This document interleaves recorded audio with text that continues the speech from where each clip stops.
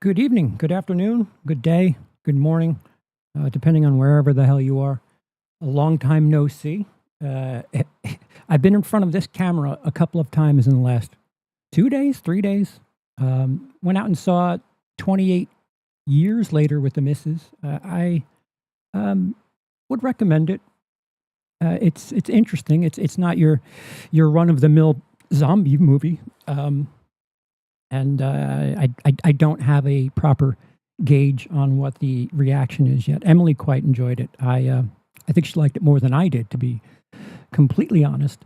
Yeah, so we're discussing or reacting to yet another video that I was made aware of that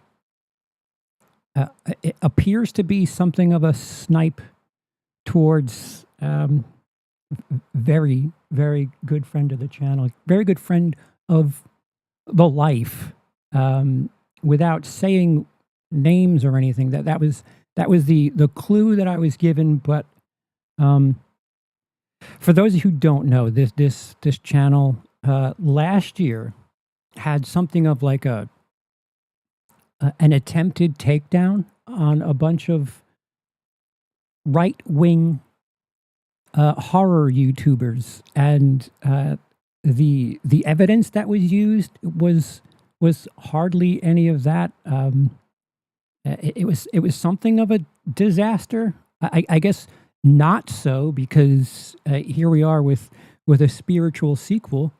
It, when I hang out with right wingers, I get called a left winger. When I hang out with left wingers, I get called a right winger. This is going to be one of those times where I'm going to be accused of being, I guess, both, depending on where you sit on the aisle, because I think both extremes can get really obnoxious about their outrage and the thing that is most important to them. And, going on nothing else that I know about this content creator, this person appears to be very geared towards cancel culture and making sure that people don't have their livelihood anymore, and anyone who not even directly supports them, but just like is somehow carrying on about their business while also being in the same hemisphere and universe as these people should also be shunned and finger wagged, which is kind of despicable. People don't know what people's situations are. People got to pay the bills, and sometimes you don't have the luxury of being like, you know what, yeah, no, I'm skipping out on this. I'm not going to feed my kids this week because no, I don't like that person. And apparently last year it was Kevin Spacey. This year, from the title of the video, it appears to be Jonathan Majors, which, again, to be a winger, I think you have had a better case selling people on Kevin Spacey being something of a pariah. Jonathan Majors, his story's a little bit stickier. You could even argue that Kevin Spacey's isn't open and shut. There's nuance to a lot of this. And the last thing I heard about Jonathan Majors was that the woman in question, where all of the law issues came into the spotlight, tried suing for defamation, and the case was dismissed. So it says something to me that, the court decided he wasn't lying. And for the case to be dismissed is kind of, listen, I don't want to get into any of that. Perhaps this very opinionated piece, this person who has all of the morals and all of the standards and is quite righteous will be able to explain things to me. Although going on the last video that I watched of his. He didn't explain much. I don't know. He referenced Cody specifically, and like that, I guess that's specifically my interest. Referencing Cody and making it seem like Cody's some sort of MAGA content creator is, your case wasn't made. And the fact that he said that he was at the same convention as Cody, but he didn't want to speak to him. He showed in Cody's video that like his car was nearby. It was like really single white female weird shit. So we'll see if any lessons were learned. But so since this is the grand return, I assume this video is over 5 hours long. No, I think it's just shy of an hour. But we're gonna go through it, and I'm gonna be a moron about it. And yeah, I'm definitely a part of a wing. All right, so let's get right into it. And I just hope he has a video where it's like pretentiously presented, where he's in a TV on a tabletop and like just wasting screen space to appear to be artistic, where the artistic vision isn't really understood. It just looks neat. Okay, here we go. Can you hear that? If this is...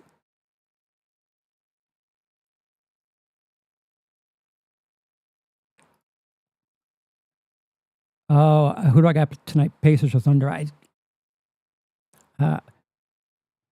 Thunder. Okay, heard. All right, here we go. Let's go with the pretense.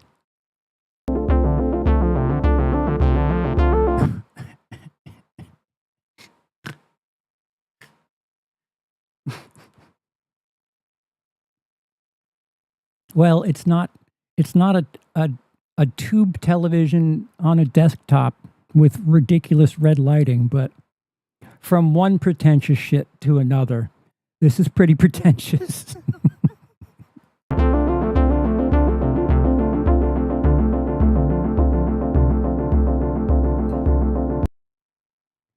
Oh, brother. Okay, let's try this again. Already. What? So try what again? And did you not learn anything about what you did the first time as to, maybe not trying? What I saw of his in between the 6 hour Wendigoon Cody Leach video was he did like a video like 3 months later where he was like, I haven't been keeping up with things. Honestly, I don't even check the internet that much anymore. And we'll get to that, because for someone who doesn't check the internet very often, he's got tabs on he's got more tabs on a very close friend of mine than I do. I'm expecting a well thought out thesis on his own self-reflection. No, I don't think so. He got a video attention last time, just not the attention he wanted. I don't know how you jump back into that pool. And that's, again, coming from me. So, full self-awareness, just wall to wall here, but all right. On March 25th, 2023, only a little over 2 years ago, actor Jonathan Majors called 911. Is this like his real voice? Is he doing like a true crime thing with this voice? Because it definitely sounds like he's not putting all of the bass in his voice that he would like to, and he's trying to do a thing where it sounds like borderline creepy. Actually, maybe not borderline. All right, you know what? After returning home to find his girlfriend, Grace Jabari, on the floor of their walk-in closet, in an unresponsive state, nude from the waist down. Why the color change? Artistically, why have a green screen against a white backdrop and then to jump cut to a red backdrop? someone who's very clearly into the art and theory of art and color, what is that supposed to represent in one shot? On the call, he said that earlier that evening they had broken up. He had left for a few hours, and when he came back, he found that the door was bolted from the inside, and that he could not get back into the apartment for 40 minutes until a worker in the building managed to undo the lock and let him inside. He found her on the floor of their Manhattan penthouse, wearing only a sweatshirt and nothing else, and could not be fully woken up. On the call, the dispatcher asked him directly, "She didn't fall or hit her head that you know of, right?" Oh man, so flashy. I'm knocked over with the artistic appeal. No, his creepy voice matches him perfectly. Maybe his balls haven't dropped yet. I believe it. To which he responded, "No, I think I saw a cut behind her ear." Jabari would later testify that earlier in the evening, Majors had twisted her arm in anger during their fight, and that she felt, quote, "a hard blow against my head." Through the subsequent trial that would follow up to today, he would maintain his innocence, and is currently in the process of attempting to use horror as a stepping stone to regain his position within the industry by pivoting to the right-wing playbook often implemented by other men who, through their actions, find themselves in the position that he is currently in. See, all right, so already, why is trying to continue to get work a right-wing thing?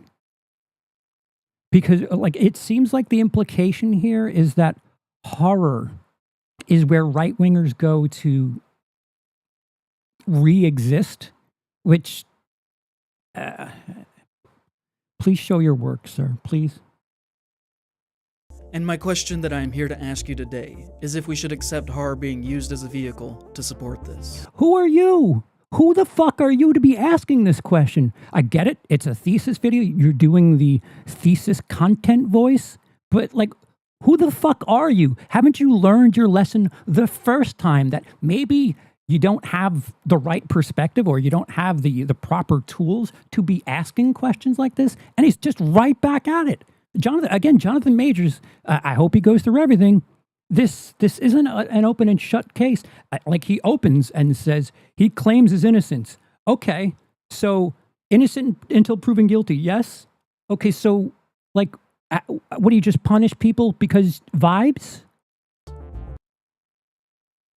I banged on the door. I've been at the apartment for about 40 minutes now. I couldn't get in. I finally went downstairs and asked the doorman to help us. They let me in via The very same day in 2023. Here's a recently depicted example of Paul Rubens dealt with his theater bit, and the first role he got afterwards was in Buffy the Vampire Slayer. Was that a right-wing tactic? Yes, very good point, Dice. Also a horror film. This... I do not agree with whatever... If it's the same thing he's saying as last year, that no lessons were learned. He would be arrested on charges of strangulation, assault, and harassment. The NYPD would release a statement that read, "The victim informed police that she was assaulted. Officers placed the 33-year-old male into custody without incident. The victim sustained minor injuries to her head and neck and was removed to an area hospital in stable condition." Later that day, Major's representation said in an email to the Associated Press, "He has done nothing wrong. We look forward to clearing his name and clearing this up." His lawyer would soon... Oh my God, is this in 4x3? say in a statement that Majors was provably the victim of an altercation with a woman he knows that was in the midst of an emotional crisis. A judge released Majors the next day with an order to appear back in court on May 8th. The United States Army immediately pulled their advertising campaign that they had recently started, that featured Majors advocating for young men to recruit. A representative of the Army said in a written response that they were deeply concerned by the allegations surrounding his arrest. While Mr. Majors is innocent until proven guilty, prudence dictates that we pull our ads until the investigation into these allegations is complete. Variety would soon later report that multiple other women who wished to remain anonymous had come forward with their own stories of dealing with Majors, and were working with the Manhattan District Attorney's Office. That June, Rolling Stone would publish an article detailing similar issues with Majors' past relationships. where they spoke with 40 different anonymous contacts who previously knew Majors over the course of a 3-month-long investigation. He was described by the people who knew him as a complicated, unpredictable, and sometimes violent man who could switch from charming to cold in a flash. One person who worked closely with Majors could not comment, saying, "My only response can be that I am silenced by an NDA that he had me sign." Okay. You can theorize anything based on an NDA. So he like, what about his volatile nature should prevent him from being in horror movies? Not movies. It feels like the offensive thing here is that he's doing horror movies, which is the right-wing playbook. One source told them, it was pervasively known that he was a good actor, and that he also would terrorize the people that he had dated. 9 separate sources confirmed that he was emotionally and physically abusive to one of his past girlfriends, and that he had strangled her on at least one occasion. One woman said that dating him was emotional torture. One person who knew Majors through 2 different relationships said, "My experience in dealing with him and watching him in relationships with several women is really upsetting." Who said this? Because without, like, you can just say this about anyone. Someone who didn't want to go on record. Well, then guess what? There's no record. As an outside observer, it made me uncomfortable. One person claimed that Majors got into a physical altercation with someone on the set of the film Magazine Dreams. In response to questioning over this, his representation said, "Everyone who has worked with Mr. Majors knows that he employs an immersive method acting style. And while that can be misconstrued as rudeness at times, those who know Mr. Majors and work in the industry have attested to his dedication to his craft as well as to his kindness." Which I will editorialize here to point out that method acting has historically been implemented as a sort of get-out-of-jail-free card excuse by offenders to temporarily get away with erratic and unacceptable behavior in the name of art. Examples? Some examples, please.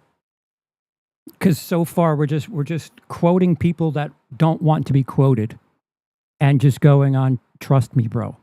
Such as Jared Leto having used condoms sent to Will Smith on the set of Suicide Squad, later saying the following to try and normalize this. "I did a lot of things to create a dynamic, to create an element of surprise, of spontaneity, and to really break down any kind of wall that may be there." Shia LaBeouf also famously tried to excuse his on-set treatment of those around him on The Method, as did Jim Carrey on Man on the Moon.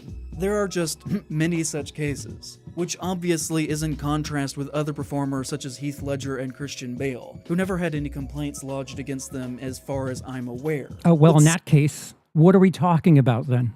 Similarly used method as a means to reach their desired place to discover character. There are clear and obvious examples of this technique being used that do not involve being abusive towards the cast and crew, and should not be looked at as a blanket excuse to get to do as some have done in the past.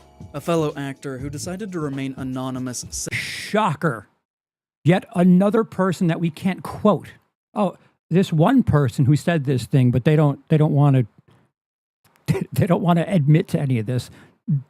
They just said it, trust me. Of Majors. There's this don't step out of line with him, just do what he says sort of thing. There's an energy and culture around him that you really didn't cross the lines that he's created. Another person who worked on Magazine Dreams said, "I've heard of different method actors and how their behavior is, but none of them are violent or rude toward their crew. Majors was completely disrespectful and kind of violent towards everybody. It put everyone on a stress level because we couldn't do our job because we were afraid we were going to get hurt." According to the article, he had a reputation early in his career of making people in lower positions on film sets cry by berating them verbally for things that they had done wrong. One person would say on this, "It started to become borderline abusive. It seemed like it was some kind of sick pleasure that he took out of once these girls cried. He did it to people who he could tell would be too afraid to stand up for themselves." Another source described how he was able to get away with this behavior for so long by saying, "He's an incredible manipulator. He's a master at knowing what people want to see." Another source said on everything involved with this, "No one is surprised that this is coming out. It always felt like it was a matter of time because his behavior never changed." If no one's surprised, you would think that people would put their name to this and be like, yeah, it's funny. We like all kind of knew this. And since it's the end of him as far as the career is concerned, I'm coming out to say this. Like, at least with like Me Too and other things, those people came forward, bravely so, but they came forward. Like, having no one to like publicly admit this or back this claim is just dogpiling. He's kind of a bad dude, and now it's just catching up with him. In response to the Rolling Stone article, the Major's legal defense team provided 6 character witnesses from people who had been in sexual or personal relationships with Majors in the past, in order to prove that these things that had been said about him were not true to who he was as a person. But according to Rolling Stone reached out to all 6 people. 3 say that they never gave the Majors team permission to release such statements. Another woman declined to share the statement credited to her by Majors' team, saying that it was pre-written, not truthful, and that she had never approved of its release. In the time leading up to the trial, Majors would on multiple occasions be critical of the court proceedings. So what about the other 2? So you've listed 4 that don't approve. Perhaps there's a reason they don't approve of that. Maybe they don't want their parents to find out that they were having sexual relations with someone. Like, it's pretty vague. If it was something that was submitted to court, perjury is a thing. Like, they can they can get in trouble for that. And would launch a PR crisis campaign to try and salvage his public image that involved a questionable viral video that may or may not have been staged, just based on the overall strangeness of the whole thing and how well the timing of it was, where he okay, well, if it can or cannot be a thing, let's just put all our balls in one court here. breaks up a very fake-seeming fight in the street between 2 young men.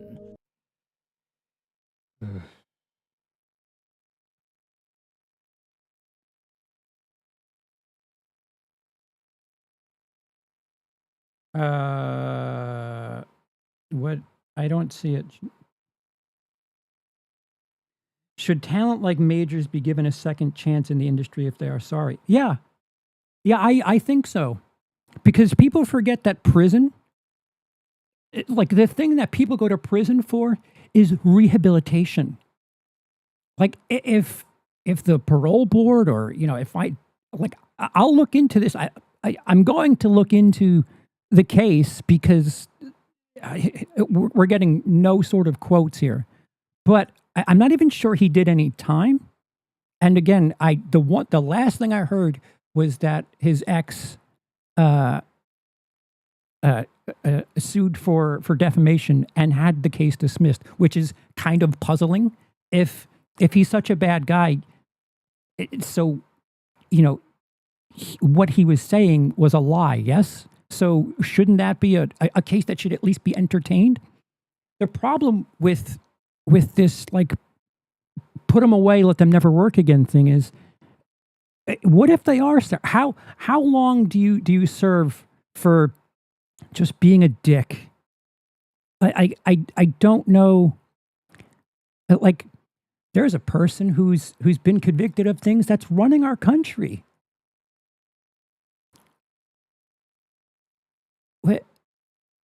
So if someone wants to act again and use the horror community as their right-wing vessel, like, okay, there's a precedent set that, you do the crime, you pay the time. And, Louis C.K.'s doing stand-up again. Like there's, shit, most of those comedians that had some interesting history are back doing the things they were doing 5 years ago. So what is the right time for someone who aggressively spouts that they're innocent and never really goes to jail for it? Like, how long is society supposed to punish someone for that? You could do it with your money, but I don't know.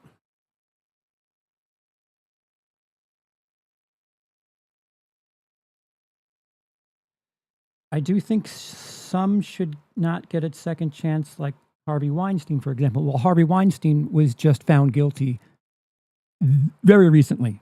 So, yeah, go do the time. And I think if you're in a position of power, which I guess there's arguments to be made, depending on how high up the ladder you are. An actor, I guess, if you're having like a producer credit or something, some sort of casting assistance, there should be some sort of consideration into that. But I don't know how much power Jonathan Majors would have had 5 years ago. I don't like, it just seems like headhunting. And I'll say it again. It just makes people who do the wrong thing, it lumps all of this together, and it doesn't help the cancel culture's case, because like you're pulling at a really thin thread, very thin.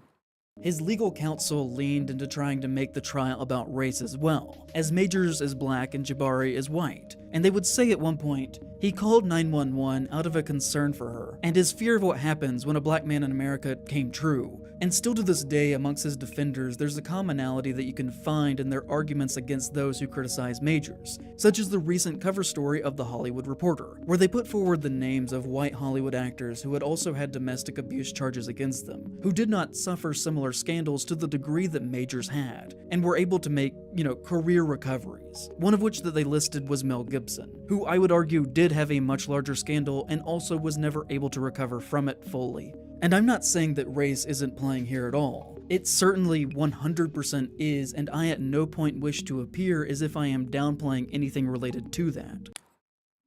But you kind of are.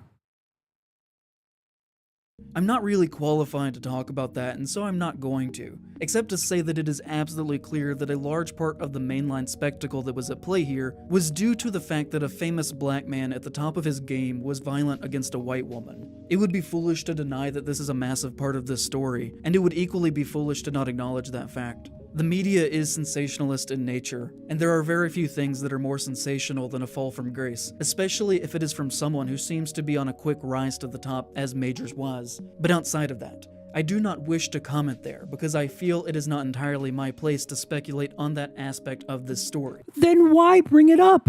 Like, why even bring attention to it? Like, if you refuse to speculate on it, like, you admitted that there's a problem. Like, there's 100% a thing there. So, like, how can you not factor that in? That's insane. And is not what I want to focus on today. Oh, okay. I want to focus on what my narrative is. This is the story I'm trying to tell about an actual human being. And as far as those other actors are concerned, two wrongs do not make a right. And anyone that Hollywood Reporter article listed as also being abusers really should not have had the easy recovery that they were gifted either. Every day in court, Majors would appear with actor Megan Good, who he soon started to date after the initial arrest. The pair met in November of 2022 at the Ebony Power 100 Gala, and after his arrest she would be seen at every public function with him still to this date. She is older than him by almost a decade, has a long successful career acting in both film and on television, appearing in popular releases such as Eve's Bayou, Harlem, and the Shazam films. And I don't want this to come across the wrong way, but to me, from my perspective, this appears to have the construction of being a politically calculated move, to almost, use her more or less as a prop or an asset, to showcase that he supports powerful women who are creators, and that he's not the monster that the media has painted him to be. That might be me reading into the situation too much, but I personally... Are you fucking kidding? So a straight man is dating a woman who happens to work in the same industry as him, but you see it as something kind of shady. That is ridiculous. That is, he's learned nothing. He's learned nothing, and he's doing like even more shitty bullshit. I feel as if it is important to mention, because it feels suspect to me that you've got this case involving violence against... Well, thank God IPOS is on the case, everyone, because he's got a feeling about this. ...woman, and the accused suddenly begins this relationship with a very famous woman that is serious to the point that they are never seen in public without each other. It just feels very purposeful. And I just felt that it should be mentioned here, especially since the timing is very odd with a lot of the things surrounding this case. On December 8th... So the fact that he has a supportive partner who's willing to go to these things with him is what, suspect? 18th of 2023, Majors was found guilty of assault and harassment, although the charge clarified that it was reckless action in the moment that caused physical harm to Jabari, and was not premeditated. It was determined that he did indeed lose control of his temper and hit her in the head with the palm of his hand, but it is unsure if that hit or the fall to the ground was the cause of the cut on her ear, or even possibly an event that happened with their car earlier that evening. And it was also determined that when twisting her arm, he broke one of her fingers. Manhattan District Attorney Alvin Bragg said of Majors that he illustrated a cycle of psychological and emotional abuse and escalating patterns of coercion.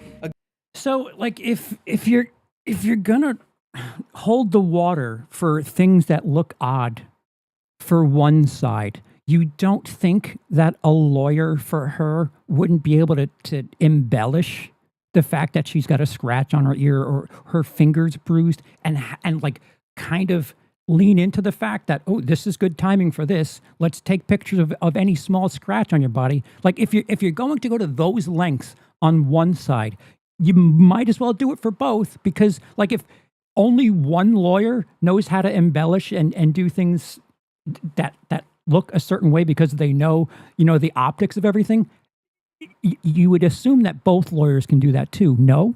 Against Jabari over the course of their relationship. One instance that was Troy says that switching back from red to white feels like it's meant to be as harsh on your eyes as possible. It's terribly annoying. Yeah, no, this is like the anti-ASMR. Like, I would love to know from the artist perspective, why?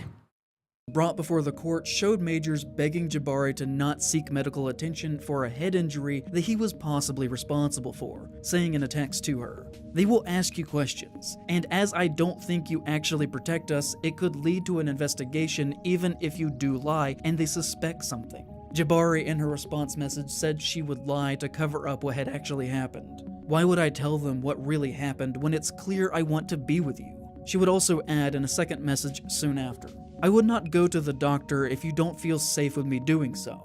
In that same conversation, Majors threatened to take his own life, either potentially as an unstable emotional reaction or perhaps as a method of manipulation of coercion to keep her from seeking the medical attention that she clearly seemed to need, that could have potentially placed him in a vulnerable spot, saying, "I'm a monster, a horrible man, and I'm killing myself soon. I've already put things in motion."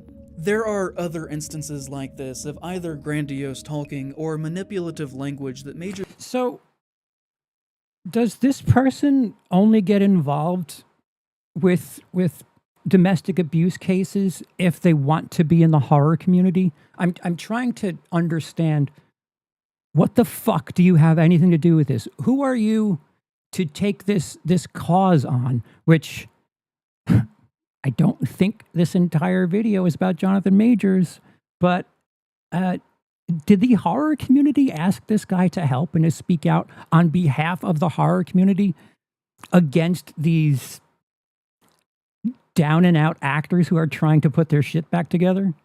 Used against Jabari that were brought before the court, including a recording of a conversation that was taken without his knowledge, where he described himself as a great and powerful man, and questioned whether or not Jabari had the ability to fulfill the role of high standards set by the spouses of other powerful men like Martin Luther King Jr. and Barack Obama. Do you really know, baby? Do you really? Yes. Then how dare you come home drunk and disturb the peace of our house when we have a plan? I would like Coretta Scott King. You know who that is? That's Martin Luther King's wife. Michelle Obama. Barack Obama's wife. I know, I'm not, I shouldn't have gone out. I'm sorry. I'm a great man. A great man. I am doing great things, not just for me, but for my culture and for the world. That is actually the position I'm in. A video was shown of an instance where Majors was upset with Jabari, where he picked her up and threw her in the back of a car, which was an episode that she described afterwards as being made to feel as if she were a doll being manipulated. In the footage, you can clearly see that Jabari's head does indeed hit the door frame as she's being forced into the car. Later the same day of the guilty verdict, Disney would officially fire Majors as Kang from all future Marvel projects. changing the trajectory of the roadmap that they had very publicly planned for their slate of upcoming films. According to him, he found out from his legal team when getting into the car leaving the courthouse after getting the guilty verdict. His lawyer in the front seat turned around and said to him, "I'm just gonna tell you now. That way you're not surprised and you can start processing it. They fired you. Marvel fired you." He would soon after be dropped by both his manager and his publicity firm, although... Okay, so how much further would you like things to go? He lost a big-time job, probably cost him millions upon millions of dollars. And there's this court case that was happening. Just how much of a life do you want people to not live anymore? his agent would remain with him. Majors had recently at this point starred in the film that to me was clearly designed for an award season release called Magazine Dreams. Before the controversy at the Sundance Film Festival, several studios had entered into a bidding war for the film, with the winner being Searchlight Pictures, which is owned by Disney. Searchlight, in the wake of the conviction, pulled Magazine Dreams from the release schedule and quietly gave the rights of the film back to the filmmakers. Now they were able to then resell that film to a small, mostly unknown distribution company called Briarcliff Entertainment, who just released the film to theaters. And this is important to note because Briarcliff is a small company, but they seemingly favor to taking on risky projects. This past year releasing the Donald Trump biopic, The Apprentice, when no other companies wanted to touch it. Hey, another interesting character to be covering. They bought it, then launched a successful campaign that led to Sebastian Stan and Jeremy Strong to both be nominated for Oscars for their performances. And with this, while I do not think that it is likely, we are legitimately looking at a potential situation of Majors being pushed for Best Actor come end of the year. That was at least... Also, what is up with that RSO aesthetic? So many militant left-wing millennial bros always acquire, but at least they're waving a big red flag by doing it. What is RSO? Man, I'm bad at being a politics kid. I don't know what RSO means. Really stupid ooga-looga? What does RSO mean? True crime and horror pretty parallel, but that's usually stuff like, yeah.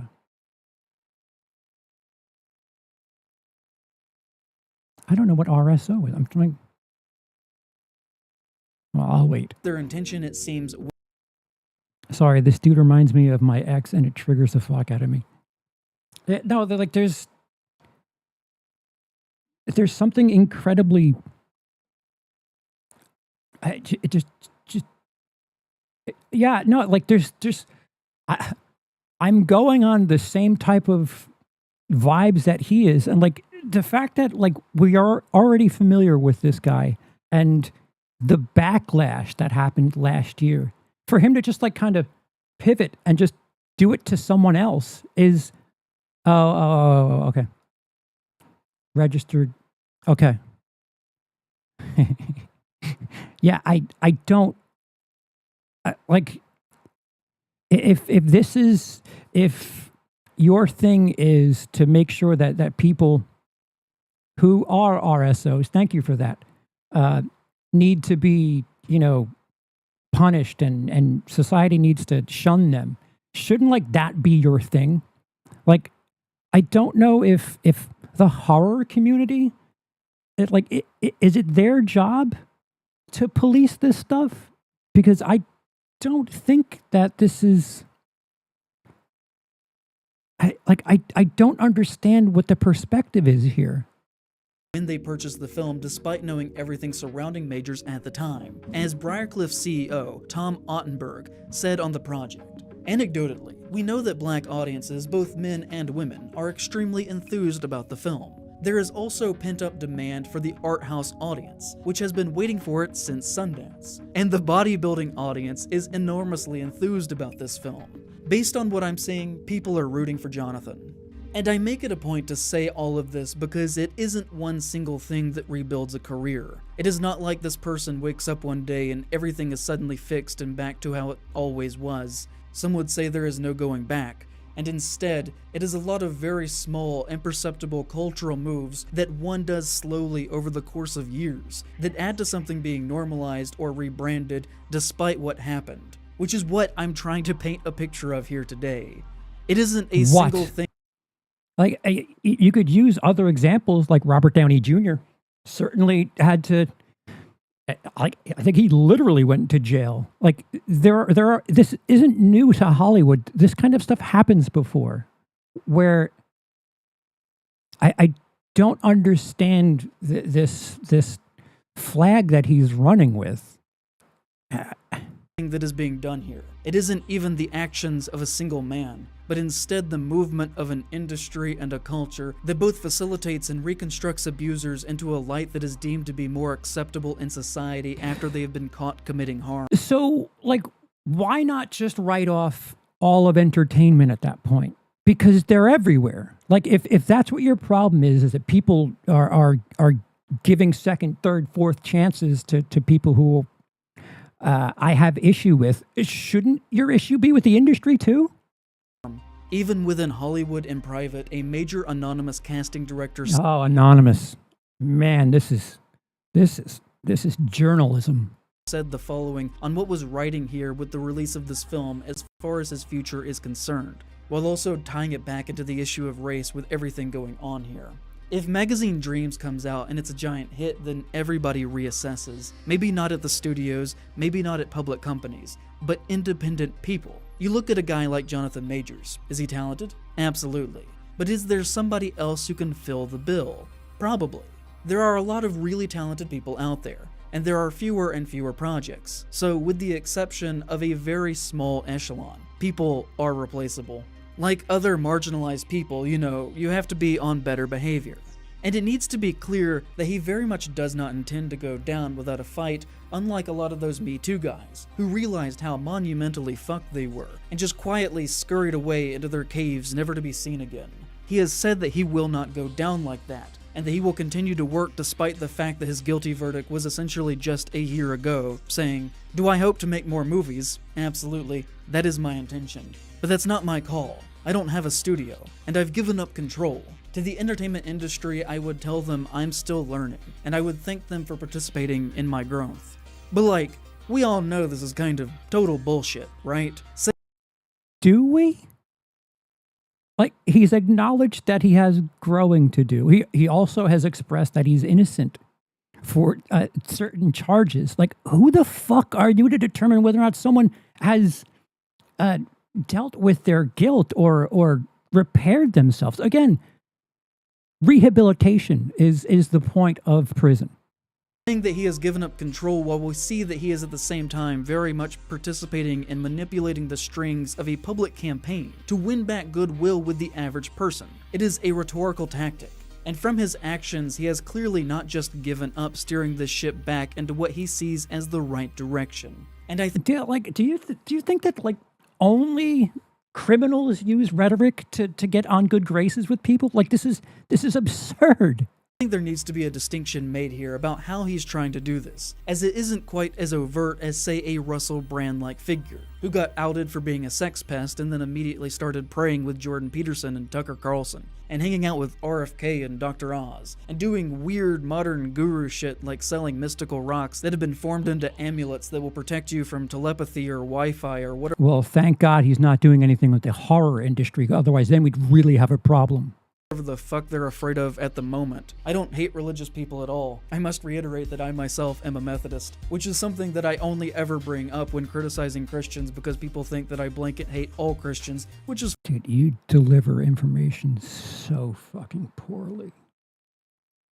far from the case. I just don't like the hypocritical ones, which unfortunately kind of seems to be a great deal of them. And if you get into— Hey, do you have a mirror handy?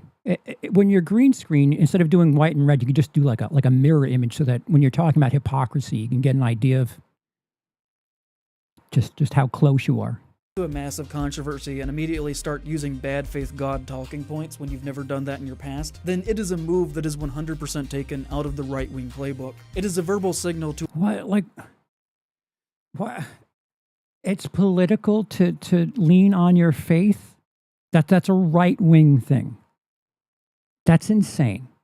a certain type of fan base that are much more willing to accept the faults, past harms, and transgressions of people with social power. To some, the forgiveness basis of the Christian doctrine is synonymous in turning a blind eye to something that someone has done, especially if that harm was committed against women. I don't think is forgiveness a specifically Christian thing? Isn't it like a humanity thing? Like, oh, this person is sorry. They've learned their lesson. Like, something that this person right here has not learned. They're sorry. So, we'll give them another chance. Or some form of minority. And while it isn't... Man, he's mentioning the minority card a little heavy. A little heavy. As cartoonish as what Brand does, we will see that Majors does implement a soft version of that very same thing. Where someone like Brand goes big, Majors goes small and more subtle. And there's a danger in that because over time, as we will see here, it works. On January 8th of last year, he would start his campaign to rebuild his public image. Not even 1 month after being convicted, he said to Good Morning America on his future of working in Hollywood again, and if he deserved a second chance again with his career.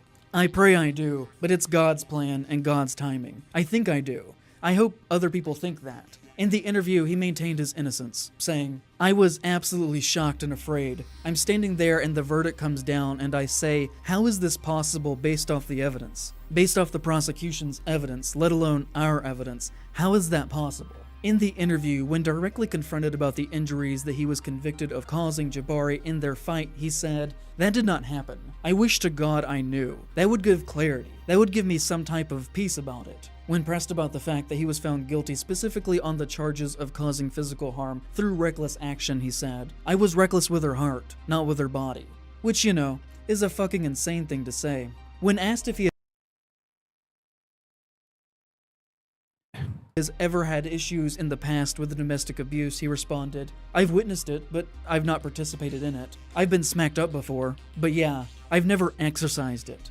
On April 8th of last year, Majors was sentenced to 1 year of a mandatory counseling program, avoiding prison completely. Judge Michael Gaffey, who presided over... So reckless, not premeditated, and a year of rehabilitation. They keep notes and they keep track of that shit. And it's not just sit in a room for 23 hours a day and just be punished. It's like there's learning, there's rehabilitation. So I really do not respect the perch that this person is sitting upon. The case came to the distinction that the crime did not warrant jail time because Majors was a first-time offender with no previous criminal record. Majors was to attend weekly meetings with a counselor in Los Angeles, refrain from contacting Jabari under any circumstances, as well as providing documentation. Man, it would be great if you had a microphone stand and you don't have to, do your open mic thing. Just leave the mic in one spot. That he was continuing to see a private therapist, and if he failed to meet those conditions, he would then be sentenced to a year in prison. Majors maintained his innocence throughout the proceeding and never actually admitted fault for anything, even going so far as to not have an official public statement after the trial out of a fear that those words could be used against him in a civil suit at a later date by Jabari. In her closing statement, Jabari addressed the court saying, he's not sorry. He has not accepted responsibility. He will do this again. That background for real, or is this some weak attempt at hypnotism? I don't know. I have no idea. And he will hurt other women. He believes he's above the law. I was so emotionally dependent on him. I became a different person around him. Small, scared, and vulnerable. Now, this is going to be where I really begin editorializing my own opinions here. Can't wait. I mean, has there been any journalism up until now? I'm just curious because now we're really going to start editorializing. Because often, as we will see when someone is in this type of position, they have very few moves left on the board to try and maintain their power, and more importantly, their wealth. Like, what power did he have prior to this? It's not like, I don't think he was on the uptick, during the Marvel shit, but he wasn't, he was in Creed. Creed 3, I think if you go back 10 years, he wasn't relevant. So, like, it's not like he has too much power. Like if you think of someone like Sydney Sweeney now, a hot name in the business right now, but I don't know how much power she has. Than relevancy, but they do have some. One is to leverage their fame to get the media to help launder their reputation, which is, in my opinion, was the goal of the Good Morning America interview. What is your goal of using your multiple 100,000 YouTube audience? What is your goal with this editorial? Which, while appearing to press him on certain issues, still achieved the goal of bringing him sympathy from some and spreading his side of the story on a massive scale, which largely seems to be false based on evidence provided in court and the testimonies from those who knew him. But these things start like whose testimony? Because it's important, no? snowballing. And before you know it, someone is able to not get back to where they were, but certainly get to a place where they are again working and living semi-comfortably within the industry. Recently, Michael B. Jordan came out in defense of Majors, lending his reputation and celebrity as a means to facilitate this rebound for Majors, saying, "I'm proud of his resilience and his strength through it all, and his handling of it. I'm glad he's good, that's my boy." He also indicated that the two plan to work together in the future, and a month after this, he said that he wanted to make Creed 4 be a rematch between their two characters. There were even rumors that Majors was one of the two brothers in Sinners but was forced to drop out, which resulted in Jordan playing both of the characters. Although there is essentially no strong evidence to actually support this, and is I mean, why would we start using evidence now? almost certainly just an internet rumor, but still one that was widespread nonetheless. Whoopi Goldberg expressed support of him, saying, "You don't get to say sorry." It's a rumor, but a lot of people said it, so, we'll focus on it because a lot of people are talking about it. These days. He was arrested, he went to court, he did what he was supposed to do. I'm not sure what else there is. Matthew McConaughey also said, "I've known and know him as someone who is constantly striving to improve as a human, a man, and an actor. I believe in him." Keke Palmer scheduled an interview with him for her podcast during his comeback. See, it's funny because you're like quoting these people who have defended him and, are literally saying they're rooting for him, with the people who aren't rooting for him and people who are saying that he's a terrible human being, they refuse to go on record. So shouldn't that be something? Like, just a little bit to go on your little, this seems funny tour, only to then cancel it after public backlash. But from what I can tell, they might have even actually filmed the interview and just decided to not release it. Although I can't tell for certain on that. I mean, what speculation? Like, why would we start doing that? In October of this past year, Briarcliff purchased the rights to release Magazine Dreams into theaters on March 21st, meaning that Majors was once again on movie screens all across the country, which further facilitated his relaunch into being accepted as a working artist in public. I'm sorry.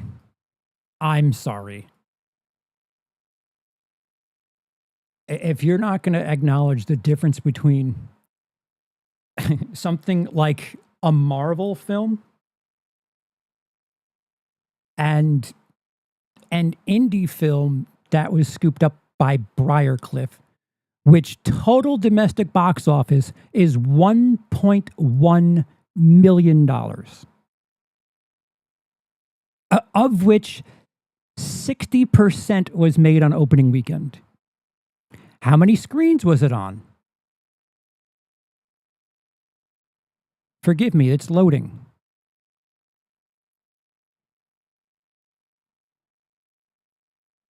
It was 815 screens.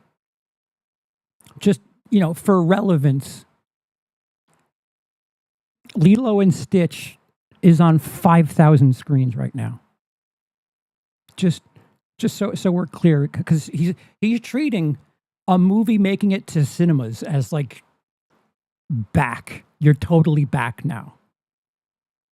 Life. His ex-girlfriend, Mara Hooper, said on this, I don't really care that his movie is coming out. What do you get at the end of a 52-week domestic violence course? Did the victims get a debrief? How could I know that he's changed? I don't see redemption happening here.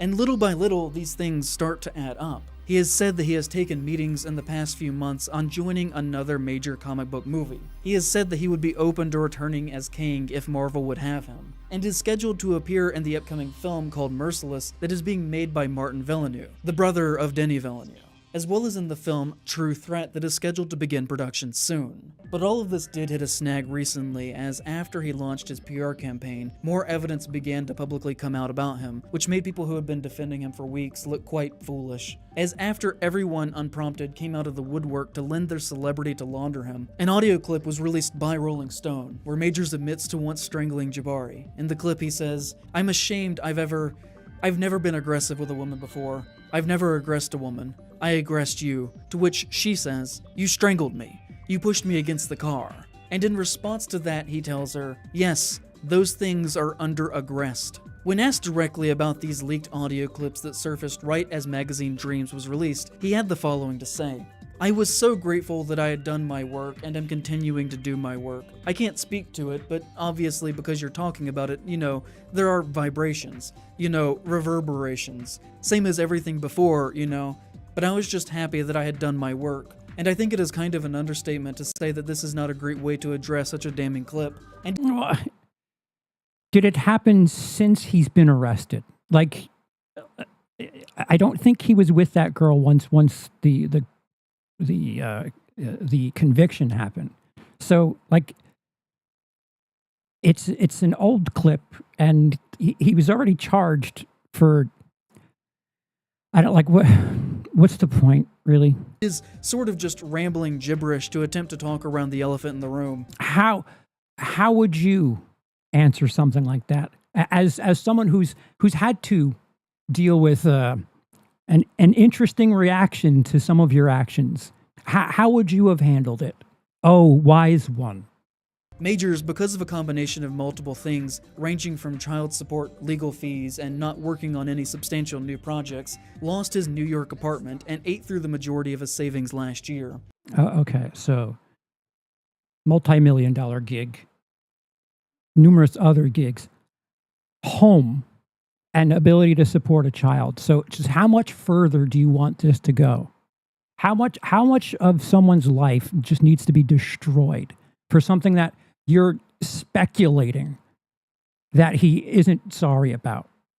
And has implied, in part, to be taking some money from industry friends to live off of until he's again able to support himself through acting. He would recently tell The Hollywood Reporter, "I was used to getting out there, finding a way, but it's actually harder to find a way when you are trapped in notoriety. You can't get out there and just work. And this finally ties into horror and why I am even going through the— Oh, for the love of fuck.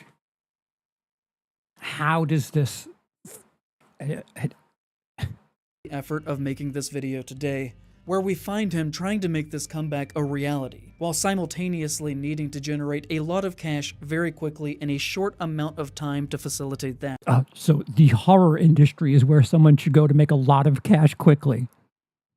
And there are a number of ways that he is attempting this, such as the fact that he has stated that he is in the midst of starting his own online fitness program for men. But there's another big one that we're going to focus in on today. On that note, if you enjoy my work and would like to Are you fucking kidding? support me on Patreon, you can do so by going to patreon.com/praiseofshit. Patreon.com, WILIscredia. Shadows. There you can get early access to all of my work and input on some of my future projects that Input.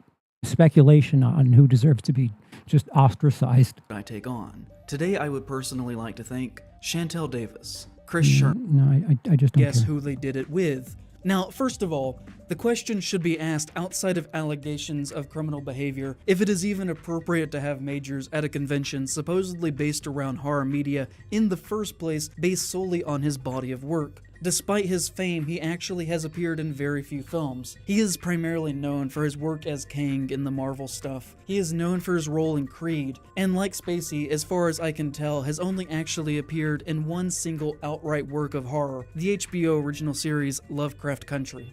And so on that front alone, it seems bizarre to tarnish your reputation for someone who isn't even a horror personality. Whose reputation's going to be tarnished for this? It just seems like you're trying to do it to make a statement rather than actually having anything to do that remotely pertains to horror. But what do I know? For instance, Nothing. Pretty much every other guest there had a strong connection to horror. You had Brooke Bundy from Nightmare on Elm Street 3, Darcy the Mail Girl, Brad Dourif, Robert Englund, Fiona Dourif, Megan Good, who was in Saw 5 but was only there because of Majors. You had Oh, interesting. Maybe they brought him in to make sure that she was there. Danielle Harris, Ken Kersinger, who was Jason in Freddy vs. Jason, John Russo, who co-wrote Night of the Living Dead, Toy Newkirk from Nightmare 4, Mira Sorvino from Mimic, Brooke Thesis from Nightmare 4, Lisa Zane from The Final Nightmare, Billy Zane and Amanda Weiss from the original Nightmare on Elm Street, among a few others. He was essentially the only one who did not fit the tone of the show, and I also think... What is the tone of the show? If he had work that fits under your umbrella for horror, which you said he does, like these conventions, they'll try to get, like, this is someone that you take a gamble on because he's at a low. You give him a shot, and I'll cynically so, you get a deal on someone that in any other opportunity you wouldn't be able to get. So, this is still business. I think that it is important to notice that the vast majority of the guests were all women. Okay, so... What the fuck does that mean? On the business front, let's say that theoretically, conservatively, he tables at the convention for 8 hours on Friday, Saturday, and Sunday, where he will sign something every 10 minutes and will take 50 photos each day, which is approximately one photo every 10 minutes. According to The Hollywood Reporter, he sold autographs for $140 each and photographs for $160. So considering that would be 144 signatures, which would generate $20,160. What about the cut of the people who are hosting the thing? And another $24,000 for photographs, for a combined total of $44,160 made just in that weekend at one convention, before any expenses for travel are taken out of that. And that is on the or the convention's fees. Conservative estimate of things, as the line for his table was extremely long the entire time that I was there. Oh, that's weird. It's almost like it seems like it's worth it for both him, the people who were there, and the convention. That's puzzling. And in reality, it's almost like all these people who are at a horror convention don't have the same fucking standards that you do. Like, if you're trying to speak on behalf of the horror community, but also note that he had the longest line, seems like a bunch of horror fans don't seem to give a shit. he was probably taking more than 50 photos every day and was probably signing much more than one item every... He said the guy doesn't have a house anymore, and he's like, got it. I don't understand why he's so concerned about what the dollar amount is. 10 minutes. We're not talking about a small amount of money here, but instead probably more than a year's salary for the average American worker made in just 3 days. From someone who used to be in Marvel films. And if he does, say, 12 conventions over different weekends throughout the year around the country and makes the same amount of money at all of those conventions, then based on our very conservative estimate, then that is a total of roughly $530,000 made in a year with pretty minimal effort outside of his other business ventures. I mean, if we're going to be talking about minimal effort, the journalist here knows what minimal effort is. Which is not the money that he was making at Marvel, but is still a hell of a lot of money. More than Scarlett Johansson got paid to be in Iron Man 2, more than Robert Downey Jr. got paid to be in the first Iron Man, Chris Evans in the first Captain America. It's funny you bring up Robert Downey Jr. in the first Iron Man, because he too had some winning over to do at that point. Or Chris Hemsworth in the first Thor. Certainly enough money to live off of, with enough on top of that to invest where a great deal of more money could potentially be made. Do we know what the cut for the conventions are? Because you're to assume that he's making 100% of his fees is insane. If someone drops $1 in the super chat right now, I'm not pulling in $1. And my question today is, should a horror convention that is representative of the horror community at large Is it? Is it though? be publicly facilitating that kind of income for someone who has the clearly documented history that he has? If there's an interest, which you've said that there were long lines for him, which would say to me that there's an interest in seeing him, then yeah, they're a business. How many people in the horror community have checkered pasts? Yet people will still put them in their films, their work, because there's money to be made. I get it. It sucks. Capitalism sucks, but why would you prevent yourself from making money if everyone else is doing it? Should they be taking advantage of his celebrity status for money in exchange for laundering his reputation and It keeps using the word laundering. giving him a step back into being a working actor in films? Should we be co-signing people who No, I'm sorry. Doing autographs and things at conventions is not a step back towards working. I've spoken to horror actors that all they do is these conventions where, 10 months of the year they're just doing conventions every weekend, and they're not getting acting gigs. So some people need this because they're not getting calls for acting gigs. A lot of these, unfortunately, so a lot of horror actors, they kind of get typecast and they get pigeonholed into these roles, and they can't work elsewhere. And especially if they're female actors from yesteryear, Hollywood is a very young industry, especially for women, unfortunately so. So, if you happen to be 45 years old and you were in a bunch of horror films 15, 20 years ago, you're not getting calls for acting work. So what are they supposed to do? What are the innocent people supposed to do? have been legally determined to hit women and alleged by those who knew him to strangle others, among other abusive acts? Because from where I stand, this is a deeply shameful thing for a horror company to be doing that cannot be accepted. We aren't talking about something that is ancient history here, where a person has potentially grown and changed. He just got convicted last year. He literally just got done serving his sentence, and at the time of his convention appearance, he was still serving it and has not once ever truly admitted fault in any way. Is this what horror really should be about? What are we even doing here? What are you doing here? Are you going to criticize the people that participated in this and paid him towards that $500,000 to partake in this? Because it's not just a one-party thing here. Everyone's kind of at fault for this. Like, your morals are kind of questionable. Should we be supporting this kind of behavior? Because I don't think so. So this is the same guy who had the same issue with a convention having Kevin Spacey at their weekend event. The same person who paid to be at that convention, yet still complained about the fact that they had Kevin Spacey there. So I'm going to go out on a limb and say he also paid to go to another one and still has issue with some of their decisions. And furthermore, I think that doing this the very year Hey, speak of the devil. after facilitating the same kind of thing with Kevin Spacey appears to be a deliberate political message about the kinds of things that one can do in Trump's new America. And I think Oh my God. Oh my God. So horror is now just going right wing because they're hiring actors at a low point in their attempt at a career rejuvenation. This is hysterical. Like,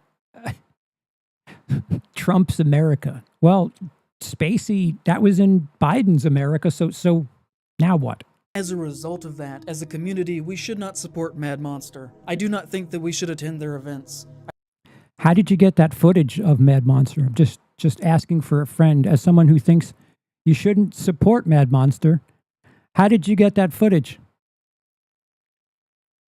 Did you ask someone politely for their footage while also somehow supporting the convention by doing that? I do not think that we should table at their conventions, and vendors should avoid booking with them out of a fear of their reputations staining their own. But that's just me. So I wanted to talk to a few people about this and Yeah. see what they had to say about it. And I thought that if we're having a convention for canceled people, then just maybe they'd like to have me too. But I had to be careful. Oh, we brought it back to me. I'm sorry. Are you, so how are you able to continue what it is you're doing? Because you're doing the same shit. The hypocrisy is incredible. Yes, Jacob. Conventions have been giving reprehensible people opportunities to make money long before Trump was in office. Victor Salve, anyone? Yeah, like, how are we even watching those movies? Those Jeepers Creepers movies came out after he was convicted. So, like, if you want to have a deep look into horror community, maybe asking them, why do you like all of these terrible people? Because again, it's not just if you're trying to say that one person is reprehensible, or the people that hire them are, the people that are paying for it probably equally at fault here, no? To not get recognized or caught doing this, because now every move that I made was scrutinized by the most chronically online, obsessive, parasocial teenagers that you could possibly imagine. I'm sorry, I think this is getting to the interesting part, so that we should table at their conventions, and vendors should avoid booking with them out of a fear of their reputations staining their own. yeah, people who are selling Freddy Krueger shirts, they should cost themselves money because of decisions that a convention is making. I mean, you could say something like, yeah, I'm not going to be next to this person, but why would you cost yourself money for something that, like, you're a vendor? I don't think you understand how little control people like vendors have. That's just me. So I wanted to talk to a few people about this and see what they had to say about it. And I thought that if we're having a convention for canceled people, then just maybe they'd like to have me too. But I had to be careful to not get recognized or caught doing this, because now every move that I made was scrutinized by the most chronically online, obsessive, parasocial teenagers that you could possibly imagine. Could it also be because what you did last year was just an absolute fucking shit show? And it's maybe not you were canceled so much as you did an atrocious job of trying to cancel other people and call them right-wingers, which there was no fucking evidence for any of that. So first thing, I was really happy that this year I didn't get sent to the overflow parking lot that's about a mile away from the event Oh, we're just going right back to Mad Monster. center. Because, the rocks hurt my feet and the wind hurts my face. So that was a plus. And I actually arrived on Saturday, which was the only day that I was there, right before Jonathan Major's panel was set to begin. So for someone who really hates the idea of a certain person working, you go out of your way to be there on that day, which sends signals to the people at the convention. Oh, this person only bought one ticket, and it's for the day that this terrible person was here. Perhaps the message could be, wow, the horror community really likes terrible people.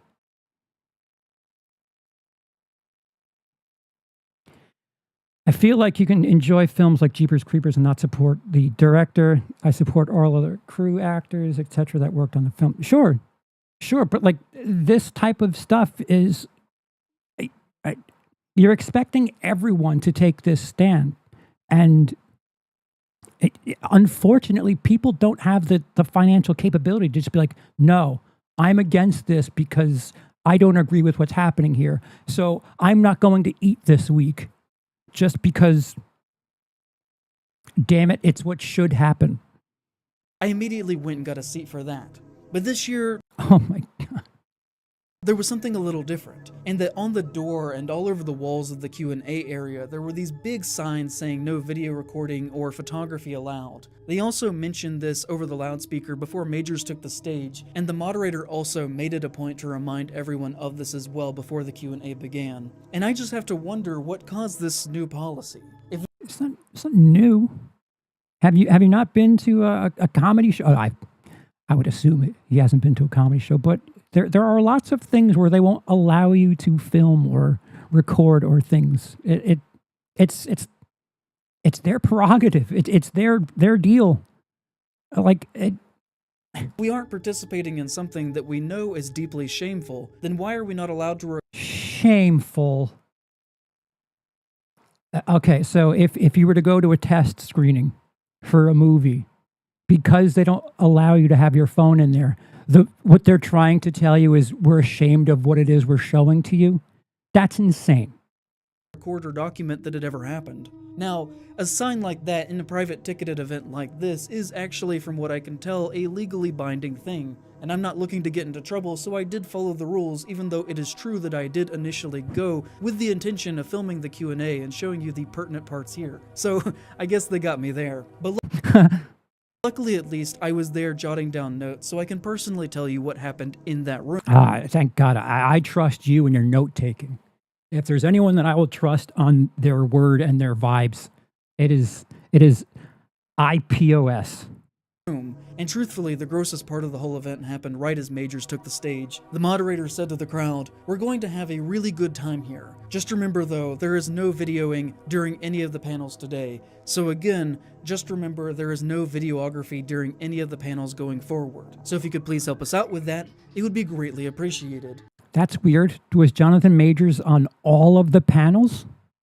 But we will get started with our first panel of the day with Jonathan Majors. What are they ashamed of outside of Jonathan Majors? What are the other people that were so shameful that they decided to tell everyone no filming? Could it perhaps be an integrity thing to make sure that footage of their event that they're trying to sell tickets for doesn't go out on the internet? Could it just be an exclusivity thing that, like, oh, if you want to see this, you're going to have to show up? No, it's directly shameful. Majors then took the stage to an overwhelming amount of cheering. Oh, I've been to a no. lot of these kinds of things in my life, and I genuinely am not overselling it when I say that this was the most loud and most supportive crowd that I've ever seen at a panel for a mid-tier convention of this size. Jesus Christ. What is the right time for someone to be punished? And when do you start criticizing the audience for how they're receiving things? Perhaps it's just, you don't live in the country you think you do. Could it be that? They really showed up for this, which I think is important to note because I'm trying to demonstrate for you how this kind of I know.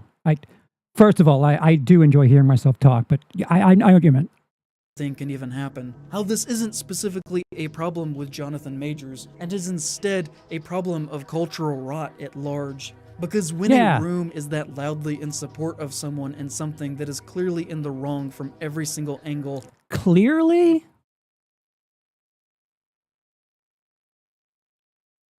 Again, his ex-girlfriend tried suing for defamation, and the case was dismissed. I don't know if that's pretty clear.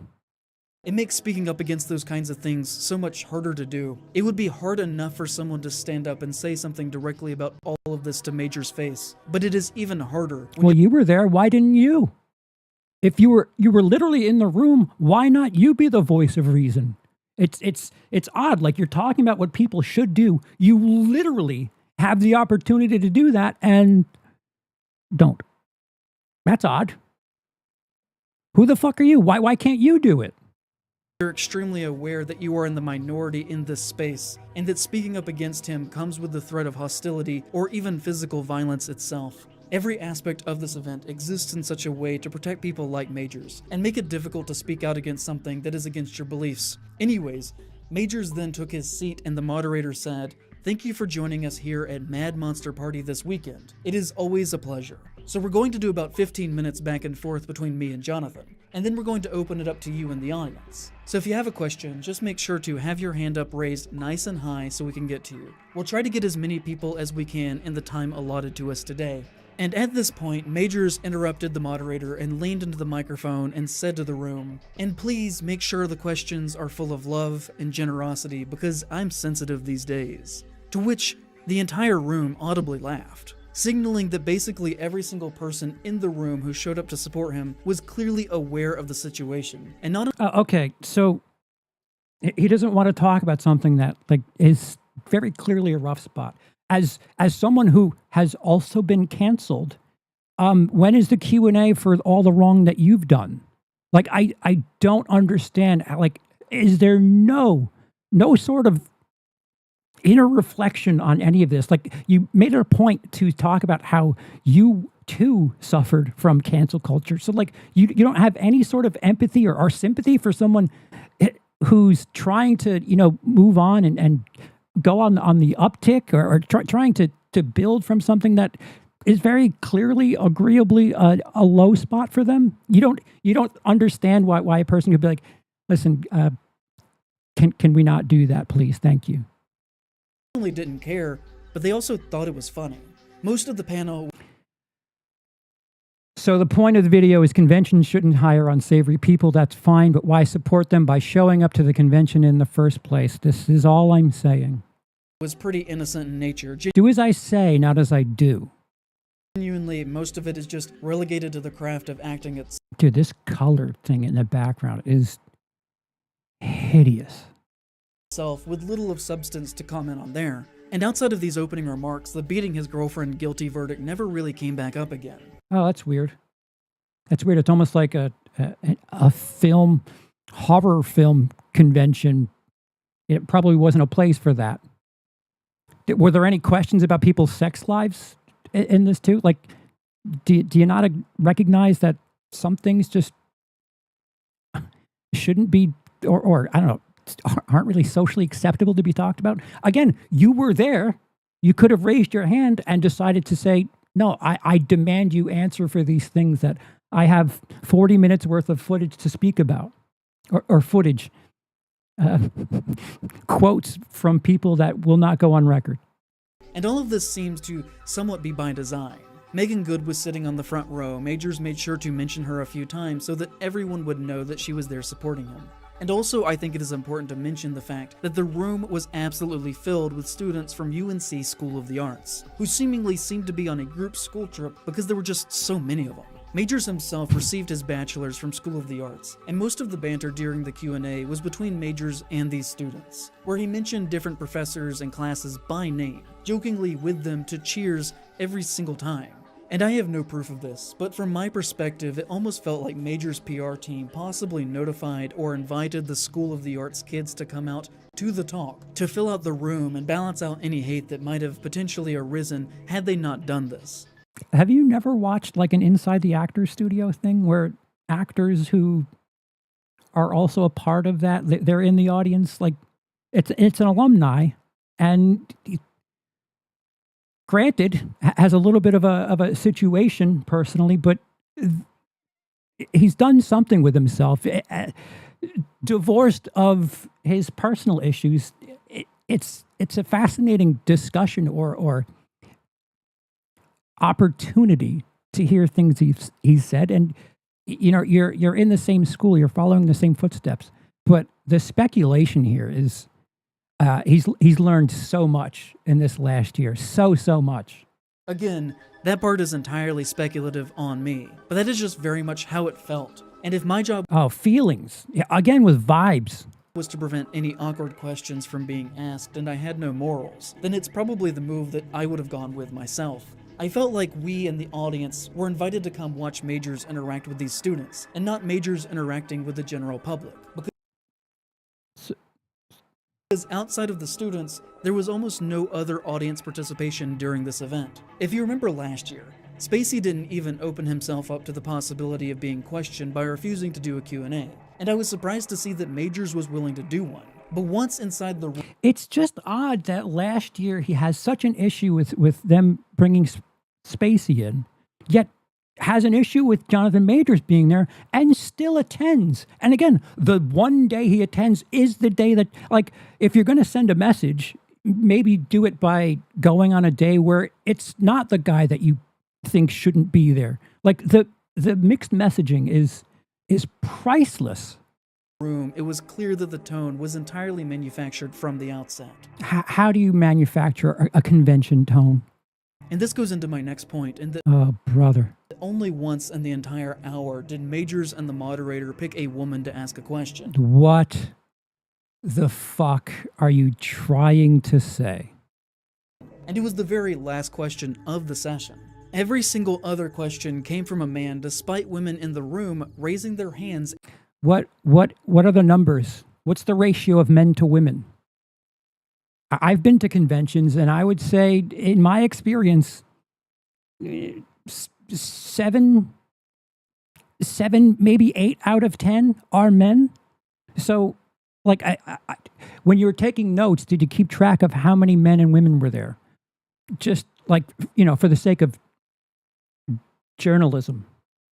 Every single time the offer for a question was tossed out. And this also felt very deliberate to me. A way for them to use their power to try and stack the deck to avoid any moment that could possibly derail the Q&A. What power?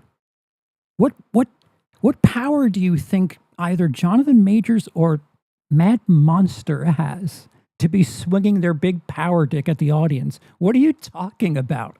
A fucking horror convention that you've showed footage of where not many people are at. And it's in the entertainment mecca, otherwise known as North Carolina. Man, the power is just immeasurable. To total chaos. And the woman that they finally did pick actually did, in a roundabout way, kind of ask a question related to his legal problems, even though she announced herself to also be a performing arts student as well. And what she said was framed in a mostly supportive tone. She asked, "I wanted to ask you, way back like in the beginning when you started acting in theater, when you were discouraged by auditioning and things like that, what did you do?" And that's not even actually a direct question about what was going on in his life in the past few years. But in asking about how he deals with rejection, she was by proxy somewhat asking how he dealt with the public backlash that he had received. So even though she said way back and auditioning,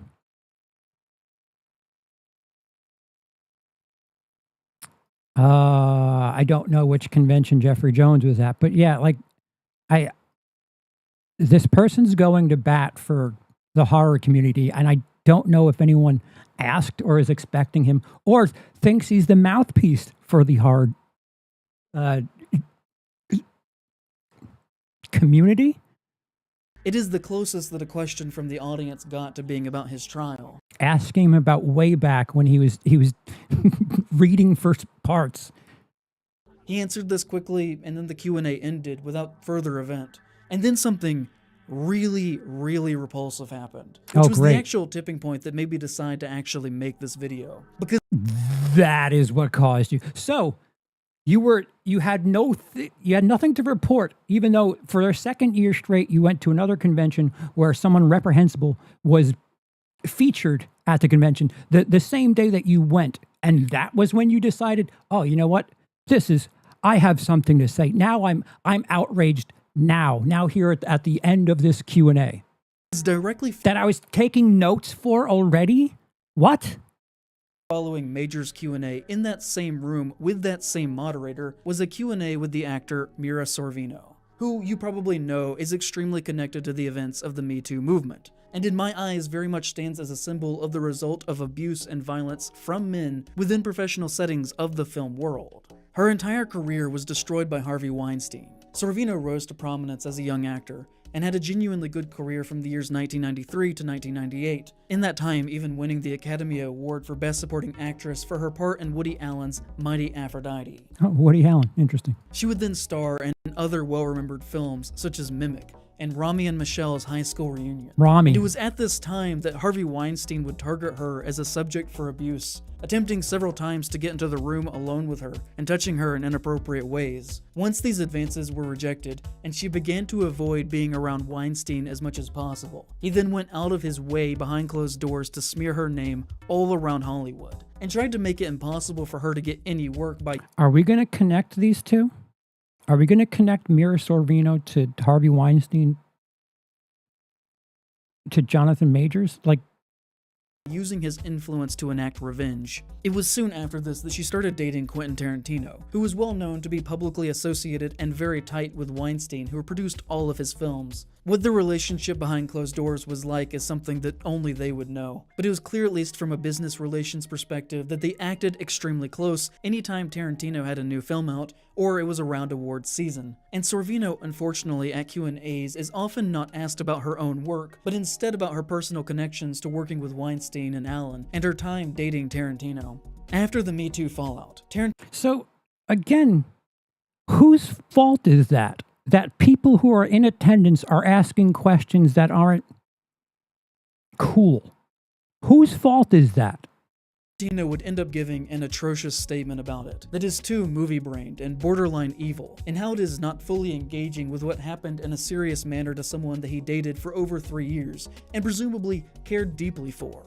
To tell you the truth, I chalked it up to a Mad Men era version of a boss chasing the secretary around the desk. I never heard the stories that later came out at all. Which is just total bullshit, right? If I knew in the early 2000s in film school on the East Coast that this was happening, then literally every single person in Hollywood knew that it was happening. Especially someone who seemed to be one of the guy's closest friends. Anyone who works in film at that level and went on the record saying that they had no clue about the extent as to how this was happening is lying. Like, let's just be real here. Anyone who worked in the industry is lying if they didn't know what was happening. Like, what if you were a PA? You were just like a coffee runner and you weren't a young woman. Do you think you would experience that behavior? Running to get coffee for a director? That's insane.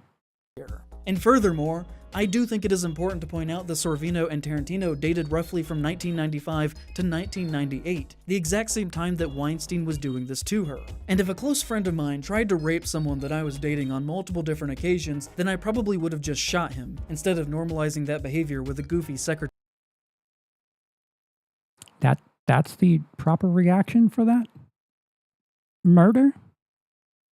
Joke. She would later say in 2017, "At that time, I told people close to me, and I tried to confide in a female employee at Weinstein's company, Miramax. Her reaction was as though I was suddenly radioactive for daring to bring it up, which gave me little encouragement."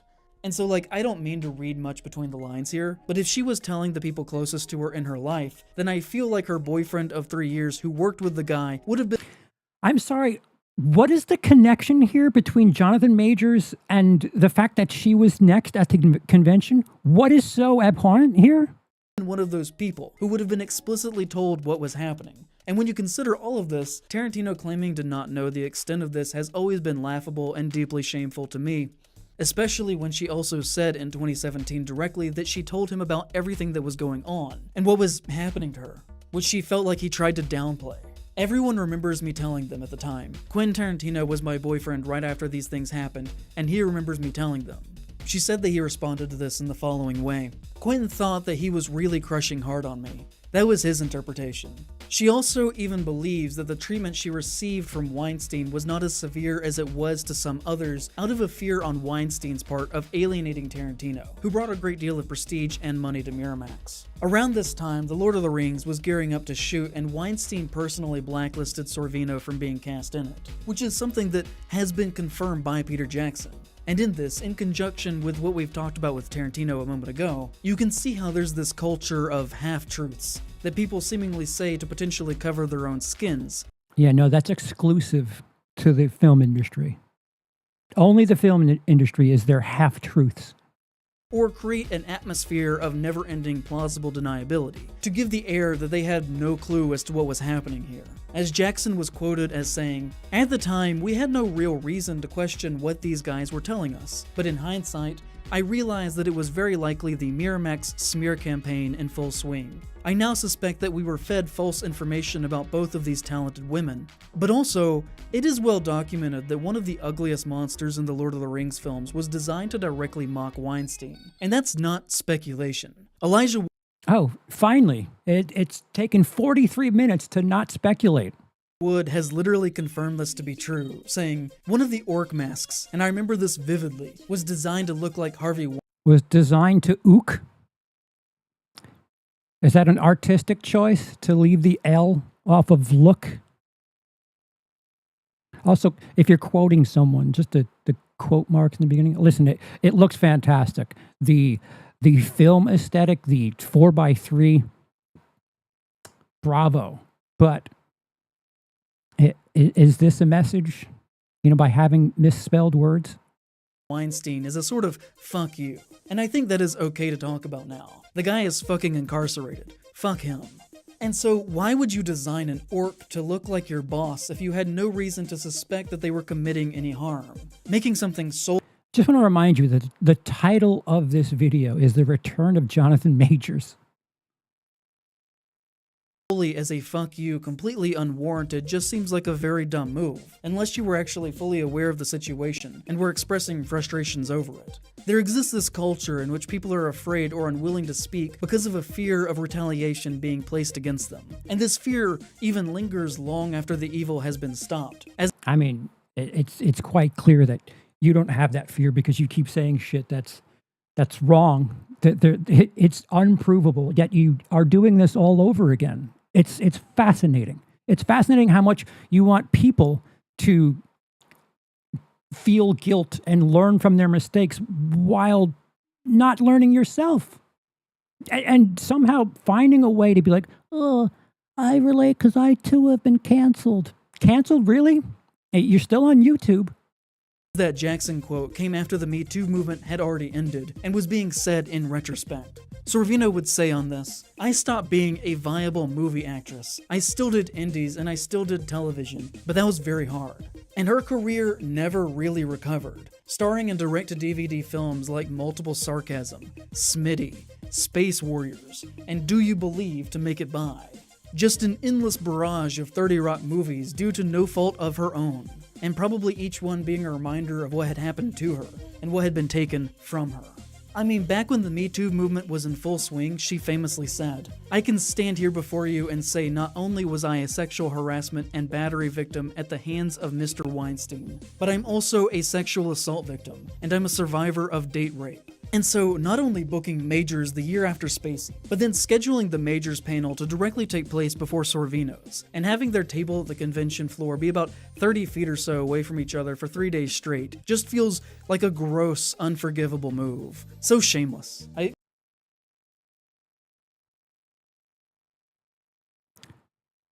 Was Jonathan Majors found guilty of SA? Because there's a ton of people that have committed just old-fashioned regular assault that are in the industry. I don't know what your point is. Fucking couldn't believe it. And then Not like you told them and stormed right up to the counter there and said, you know what? How very dare you? I demand a refund. during her panels, she was talking about her history, and she mentioned that she won an Oscar for a performance in a Woody Allen film.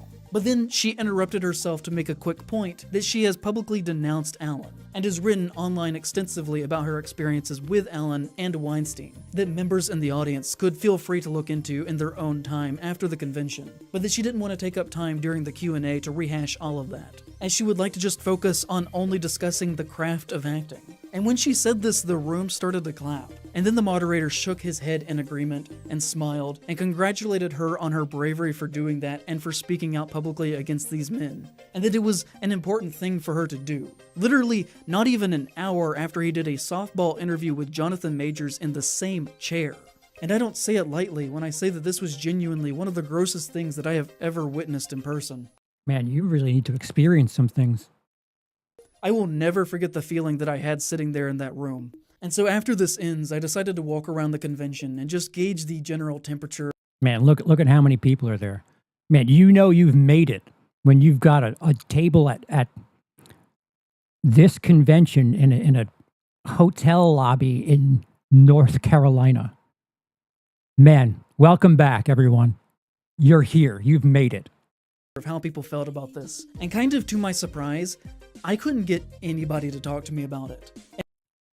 That's odd, no? Every time the subject was broached, the person got this terrified look in their eye and acted like I just pulled a gun on them. Maybe it's a little odd for someone to just randomly ask questions about how they feel about. There's probably a bunch of people who are like, I don't know who the fuck you're talking about. And there are times where someone gets asked a question about someone that they don't know anything about, and they get, I don't know, fear would be, they get anxious because they don't know if you're expecting them to know what you're talking about or what. So, like, reading into a look is interesting for people that didn't want to give you a quote. So it's kind of odd. Yes, and Cody says, terrified look was probably from this goofy fuck storming them for quotes. Yeah, like, can I have the context of how this interview opportunity was presented? Despite the fact that I was actively trying to be as inviting and calm as I could be about it. And how is that? Because if your video production is anything, it's a bit much. If this is calm and approaching, I wouldn't answer you a question about my water here. But there was one thing that was always clear, that even if I couldn't get them to talk to me about it, if they knew who Jonathan Majors was, their nonverbal communication cues indicated to me that they were not happy that he was there. Oh, good. Now we have a body language expert. I am so excited. And that they were afraid to talk to me. Out of How do you know they were afraid? a fear of having personal financial repercussions from doing so. Also known as, I'm just here selling t-shirts, man. But despite these problems they had with Major's attendance at the event, they would not go so far as to be willing to talk to me about it, even with the assurance that the quote they gave me would be used anonymously. Shouldn't that tell you something? Maybe they know who the fuck you are, and they're just trying to get rid of you because of your great standing name in the horror community. One vendor did say to me, "I'll talk to you about Trump all day." He also says he was only there on Saturday. Maybe that's true, but the footage he's showing does not look like Saturday. Well, I have no reason to think he's fabricating anything he's saying. But I can't talk to you about that. And as the day went on, one thing did begin to dawn on me, and that I believe that one of the factors that stop people from talking with me about this is the fact that I was a strange man with a camera and a microphone, approaching these women in public who did not know me, asking them to talk with me about a known abuser who was standing in the same room with us, and that they were much more willing to talk to my co-writer and script editor than they You have a fucking co-writer for this? were if I myself was present. And so, me and my co-writer were walking around all day asking anybody that would talk with us about this. And in private, one of the headlining guests of the show, one of the main faces on the poster for the event, who was really angry about the situation, told my co-writer in private, "I didn't know Jonathan Majors was here, and I would advise avoiding his table. 1 in 3 women are abused in their lifetime, which would imply at least 1 in 3 men are abusers." Wow.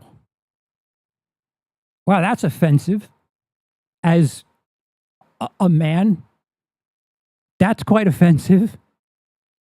This industry is so rife with abuse that if I were to avoid everything that hosts an abuser in this industry, I would be unable to work. It's likely that 50 men in this room are abusers. Okay, so folks seem to really not like it when I talk negatively about other YouTubers. And I think we're here.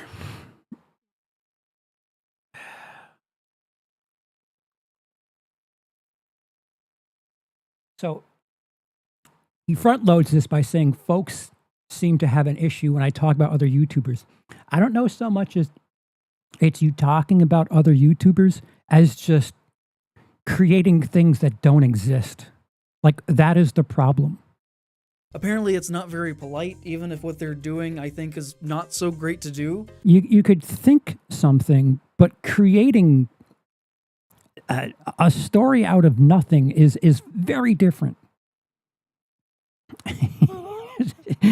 I got the message, guys. Lesson learned. Anyway, on to 2025's edition. I just won't say names this time. Don't worry, I got the message on that. So I'm not trying to do that for very long, and But anyway, here, hold my beer. I will keep this aspect of it as short as I can, because I'm really trying to focus on the organization itself in this video. Wow, for a focus on Mad Monster, there's an awful lot of Jonathan Majors, Mira Sorvino, Quentin Tarantino talk. Like, you need to get together with your editor and figure out how to be a bit more piffy. But sometimes, to clearly paint how an organization is able to function, you have to talk about the culture that exists around said organization. And that culture does include digital marketing, often through the use of influencers. So I actually do think that this is important to include in this, and trying to build this image of how the network around Mad Monster and other conventions like it both profit off it and protect it from valid criticism. And Mad Monster is certainly not the only one doing this. From what I can tell, Jonathan Majors has also tabled not only at events hosted by Mad Monster, but as well as events hosted by Famous Monsters Fest, which was notable enough for The Hollywood Reporter to run an article about it. But in all of this, I think it is important to mention that there is another review from a different horror YouTuber of this event that exists. So, can you guess who's being talked about here? It's interesting. He learned his lesson, but right back at the bringing the bat to the baseball plate. Here on YouTube that is an hour long, that is totally glowing, was made possible by exclusive influencer access on the part of Mad Monster, even though they did not directly sponsor the video financially, which also fails to mention Majors by name once, despite mentioning basically every other guest that was there. This creator mentions in their video that the line to meet Robert Englund was a day long on Saturday, and when he was ready to meet him, he got escorted to the front of the line, and that he had a lot of privileges like that around the event to get a lot of great footage for his review. So like Mad Monster did not pay for this content to be made, but they did certainly facilitate the right environment for a positive PR piece to be put out about their organization, which is common. This is PR 101 of how to work with an influencer who is more or less willing to be bribed to make So it's not influenced, not sponsored. You wouldn't want to express gratitude for someone that like makes it easier for you to get something that you're there for. Like it's a mutual back scratching. I'll talk about your thing here, and thanks for giving me the VIP shortcut on the line. Is this going to connect to Jonathan Majors somehow? a quick video that makes the influencer and the organization both look good. There is a symbiotic relationship there centered around content. Free shit or exclusive access to something that most people are not allowed to have are like the easiest ways to get someone to say something. I don't know if if the convention, the fact that he's speaking about it glowingly, that free shit that people aren't able to have. So far, the only claim here is that he got to be put forward on a line to meet and get someone's autograph, which you can pay for that. You just have to wait with everyone else. There is this status thing that, you know, if you have the right audience, things for the sake of public perception and PR and things like that. You want it's I don't know if it's I guess it's free advertising. If you do something right by someone with a significant audience, they're going to tell their friends, like, I was taken care of. But it's not like these people can't have it. Anything for a price. My friend paid for my ticket, and getting in the first group of people to see Robert was Saturday was literally the only perk I had all weekend. Every point that he tries to make, he has to make up so much bullshit to add in that he loses all credibility. There's no credibility here, Cody. Everything that he's been talking about up until now is just, here's something someone said, but they don't want to go on record. And here's what I think. I'm going to do some speculation. Like there's no sort of journalistic integrity here. There's no credibility. Like how does this connect to Jonathan Majors? Why do you title the video Jonathan Majors? Like, how many people go to a convention and go to every single thing? And if, you know, the 99th booth, oh, they're selling marijuana, you know, they're selling drug paraphernalia. This place needs to be closed down because I don't agree with the 99th booth. That's insane. Nice about you publicly to tens or hundreds of thousands of people. And this is just a very deliberate thing that organizations do all the time. And while it may not be the case, Yeah, this isn't exclusive to the horror community. That's do you not, are you unaware of Instagram and how incredible the UAE must be to people? You go on Instagram, so many people will swear up and down about about the UAE like it's where everything's happening, but there's something there on the back end that people aren't talking about. Like, this happens everywhere. Like, again, why does the horror community need this person to speak for them? Again, he also said earlier that the line was very long for Jonathan Majors. So as far as the community is concerned, they don't have a problem with it. If anything, they're quite the opposite. or intention here, who is to say? The result clearly was a piece of media that made them look good as a company and failed to mention that Majors was I don't think that was.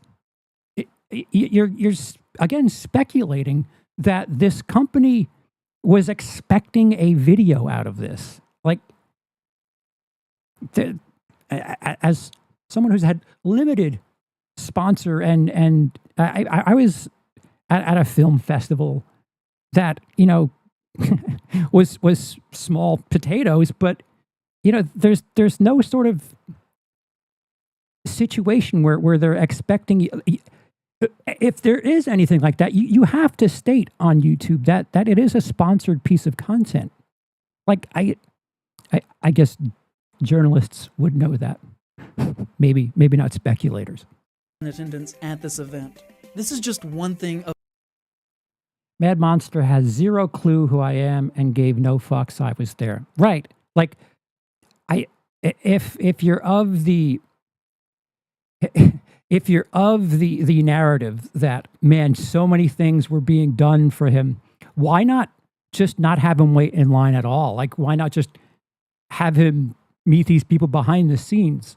Like, it seems like for the sake of this narrative, you know, getting a Disney Flash Pass that's worth every little bit. of many that operates to prop up an organization that is facilitating these. February 21st through 23rd in Concord, North Carolina. Man, you know, if it weren't for New York City, Los Angeles, Las Vegas, Chicago, man, I would think of Concord, North Carolina as making it for people in the industry. Kinds of guests, such as vendors who My friend Nathan volunteers there and literally told me he'd buy me a VIP ticket when he found out Robert and Brad were going to be there. End of story. Oh, so it literally is a thing you can pay for. So it's not a thing where you're making this content and people won't be able to have that same experience. You could pay extra for the VIP thing and have the very same experience. So this is horse shit. Again, just ridiculous speculation. And we have 3 minutes left, but I'm wondering what this person's issue with Cody is. rely on these conventions for their income, who have to compromise their morals in order to attend, as many of them made it clear to me that they did not approve that Majors was there. The entire line on Friday was all VIP people. Yeah, so you can pay for it. Again, if anything, it's soft advertising, but it's not sponsored content. As someone with a couple of 100,000 subscribers, oh, did he maybe try to get access like that? Did he want it for free and didn't get it? And now this is where this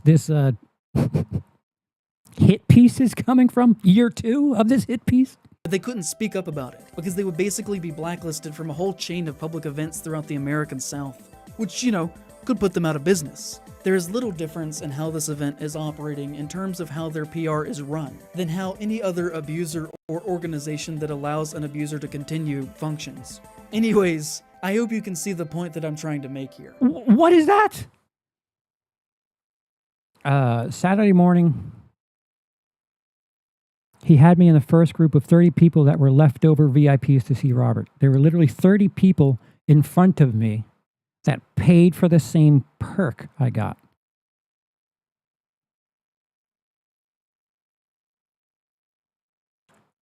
It's weird. Why even bring up Cody's content? Again, someone who learned their lesson and was canceled last year, where he just outright calls Cody a right-winger, and part of his narrative is that conservative horror is just the devil. What is the issue with Cody? I hope you can see that this is not a good thing to happen, and that this isn't what horror should be a tool to be used for. What is it? What is horror a tool to be used for? He's bringing it up to insinuate that they are greasing my palms for positive press and I'm willing to sell my soul for access. Yeah. The issue is, if that were the case, you would think, if you're going to get someone to, bend over backwards to go against their morals, like if you're selling your opinion, if they're trying to glaze over the fact that they're having such a reprehensible human being, you would think they'd have someone be like, oh man, I was there. Jonathan Majors, his thing was great. Like, not mentioning it at all. Like, it doesn't make sense to me. He puts money in their pocket too, because he says they're bad people for 5 months later. It's okay. He says they're bad people 5 months later. It's okay. Yeah. Like, he bought a ticket. Like, for as much as he's criticizing what they've done and how things were, he literally was in the room. He literally could have raised his hand as a man, as someone who said that they weren't letting women ask questions, as someone who had a particular advantage to have your question asked. You could have been a great journalist and got to the bottom of this, but what? Like, I'll just make this content 5 months later in front of a White Stripes music video and all will be forgiven? We're better than this. As a community, we can be better.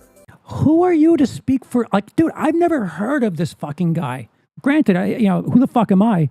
But I don't know anyone in the horror community that's like, oh man, IPOS. Man, that there is the voice for the voiceless. I only talked about 5 or 6 people that I met. Almost half of the attendees got no mention because, frankly, I didn't care about them. Jonathan Majors belongs in that category. Yeah, well, you shouldn't have been there because he was there. Like, it's insane, because by that logic, you would think there'd have to be like applications for every single person that walks in the room. Like, you don't know every single person's history, and you don't have a complete understanding or knowledge of what's happening. You're just going on what the internet says about the person, which I don't think that's the greatest cage to go on. Some people want to hear about someone who's hit bottom and are trying to work their way back to the top. Some people root for that because none of us are perfect, and we've done things shitty. And as relatively speaking, people can relate to something, that they don't entirely agree with themselves, but they all want another chance. So it could just be that people are actually rooting for him to like do the right thing and mend things. Brooke Bundy, Darcy the Mail Girl, Devon Dudley, Megan Good, which is his girlfriend, very powerful woman. Toy Newkirk, I don't even know that. John Russo, another one. Why isn't he complaining about John Russo? Sergeant Slaughter, Brooke Thies, Billy Zane, Lisa Zane, all attendees that I didn't mention. I mentioned everybody but Majors.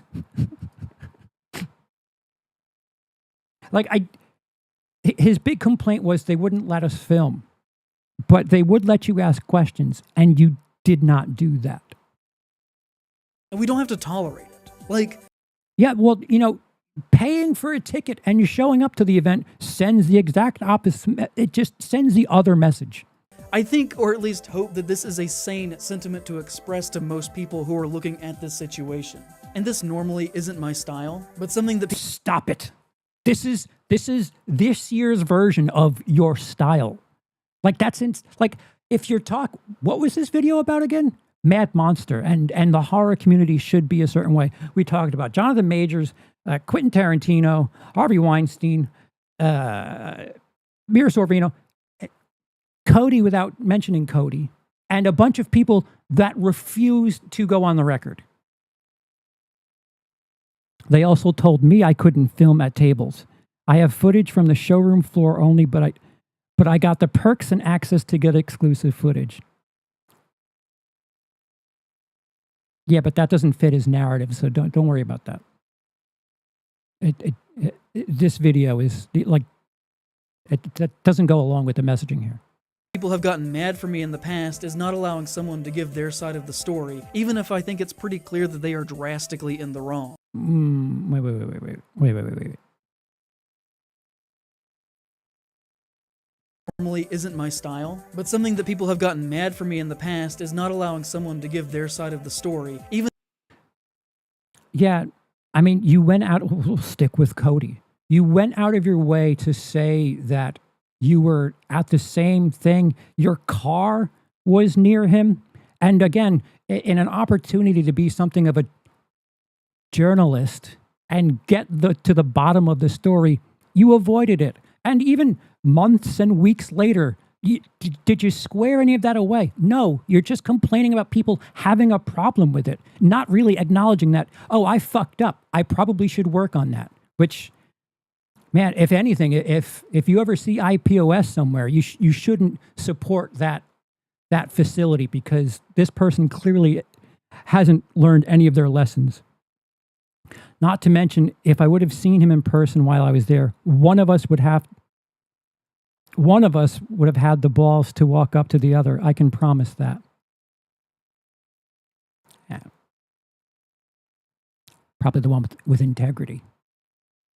Even if I think it's pretty clear that they are drastically in the wrong. So I do want it to be a difference in how this event is operating in terms of how their PR is run than how any other abuser or organization that allows an abuser to continue functions. Anyways, I hope you can see the point that I'm trying to make here. I hope you can see that this is not a good thing to happen, and that this isn't what horror should be a tool to be used for. We're better than this. As a community, we can be better, and we don't have to tolerate it. Can you start by trying to be better yourself at the things that you're doing? Don't worry about the horror community so much. Just focus on being better yourself. I think, or at least hope, that this is a sane sentiment to express to most people who are looking at this situation. And this normally isn't my style, but something that... This is the same outfit in your style. People have gotten mad for me in the past is not allowing someone to give their side of the story, even if I think it's pretty clear that they are drastically in the wrong. So you're deciding on whether or not someone's wrong. People are mad that you're not getting their perspective, but you think they're wrong, so that's all that matters. Well, thank God the judge, jury, and executioner is making all of the decisions for us. Man, thank you. Thank you, a white knight of the horror community. Where would we be without you? So I do want it to be known that I did reach out to Mad Monster with a politely worded email asking if they would like to contribute a statement for this, justifying why they hosted majors at their event. And at the time of making this, they have not responded to me. But I just want it to be known that I did in fact reach out to them. Have you reached out to everyone that you've tried to drag? It seems like for as much as this person's talking about calm and friendly manner in which they're approaching for questions and interviews, it seems like maybe there's a problem with the way you're doing things, because no one appears to be going on the record with you. Could there be something behind that? Or is it just all of these people are bad? I mean, you are a brilliant judge of what's wrong. I hope I don't have to go back to Mad Monster next year to make a part 3. But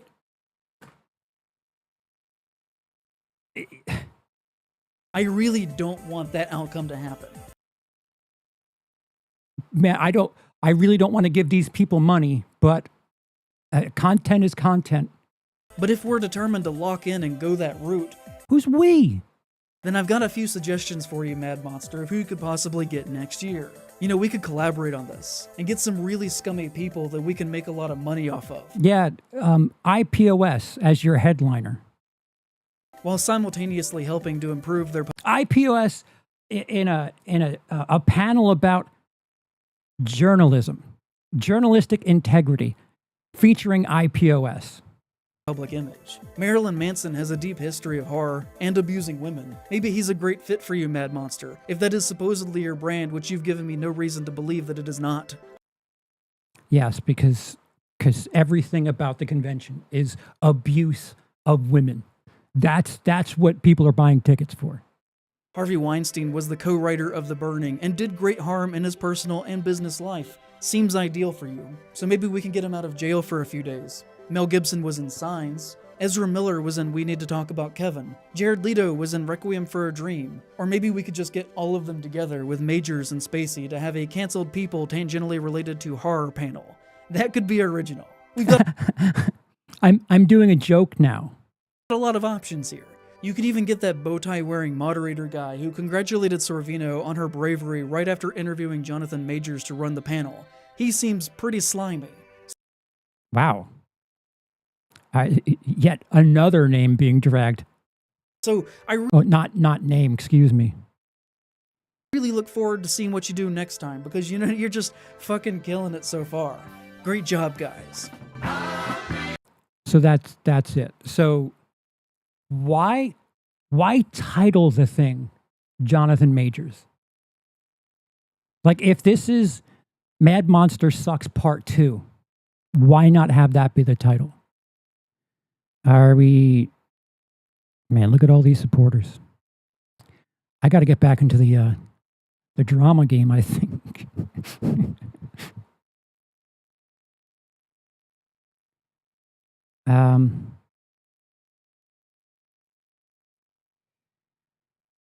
Okay.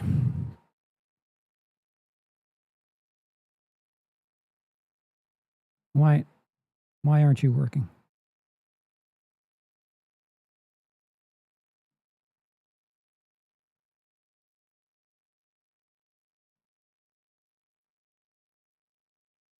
Come on, scroll, you shit. Okay.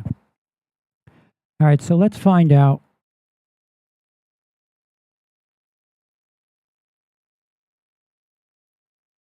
Post-assault conviction. Is there a way I can... I can't.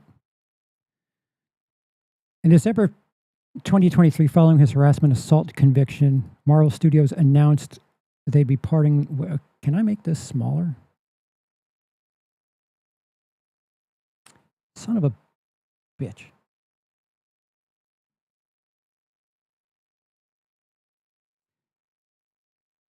Hey.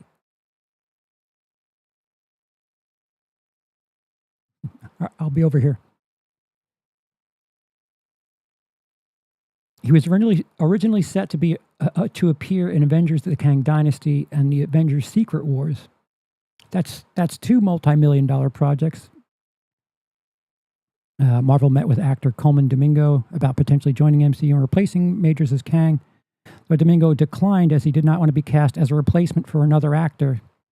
He would eventually be cast as Norman Osborn in Your Friendly Neighborhood Spider-Man. The Kang Dynasty reworked into Avengers Doomsday, which the main antagonist changed to Doctor Doom, played by Robert Downey Jr.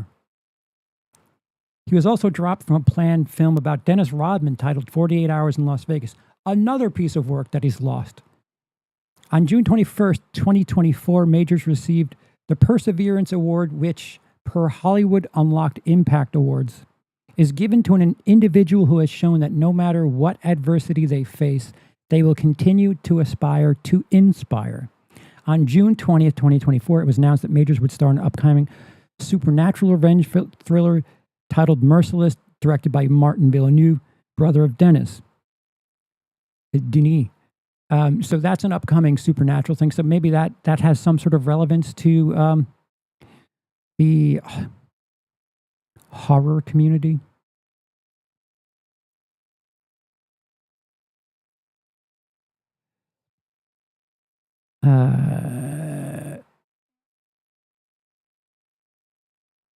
Released from custody that day, and the spokesperson denied the allegations, saying Majors had done nothing wrong. We look forward to clearing his name and clearing this up.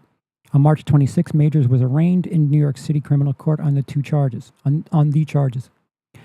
Majors' attorney revealed that there were 2 written statements from the women recanting these allegations. Jabari was granted temporary order of protection by a judge against Majors ahead of May 9th, 2023 court date. In the initial wake of the incident, the United States Army announced they were suspending recruiting commercials that starred Majors. Another gig lost. While Mr. Majors is innocent until proven guilty, prudence dictates that we pull our ads until the investigation into these allegations is complete.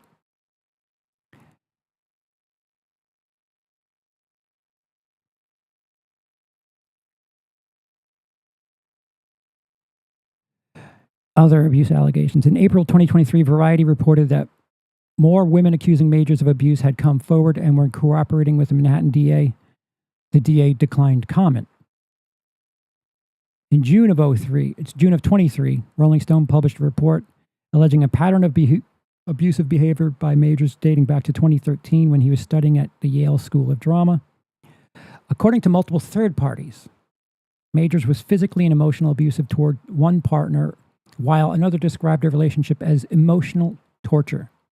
Majors' attorney denied the allegations, noting that the Rolling Stone report was effectively hearsay. In February 2024, 2 women who accused Majors of domestic abuse were identified. In March 2024, Jabari sued Majors for defamation, assault, and battery, alleging that Majors had a pattern of pervasive domestic abuse that began in 2021 and extended through 2023.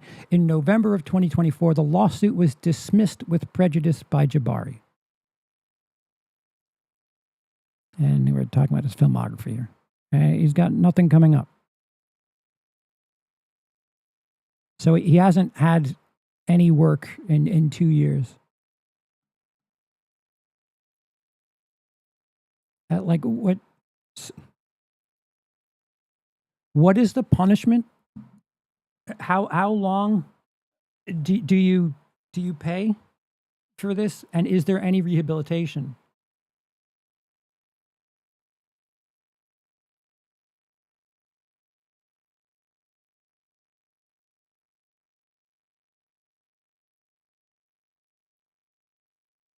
I think IPOS should rebrand to I can't make a video without dragging someone. Like, I also want clarification of just how many people need to cost themselves money for something that the people who pay for tickets to these things aren't delivering that message. Like, this is the second year in a row now that this person is trying to make this convention seem like the devil and doing so on behalf of the horror community. And you would think that, I don't know, a message to Cody, because it's now 2 years in a row that he's had some sort of infatuation with him. Why not reach out to him and just be like, hey, do you have any comment on this? Because I'm gonna fucking drag you again. Don't worry, I won't use your name. Like I don't know. Like, is this YouTube slop? Is it? I wouldn't call it journalism. It just seems like targeted shit. And again, I wouldn't call myself some righty, but this type of behavior is the worst of the worst. Like, what? Who were you to decide just what type of punishment, what type of sentence people owe to society?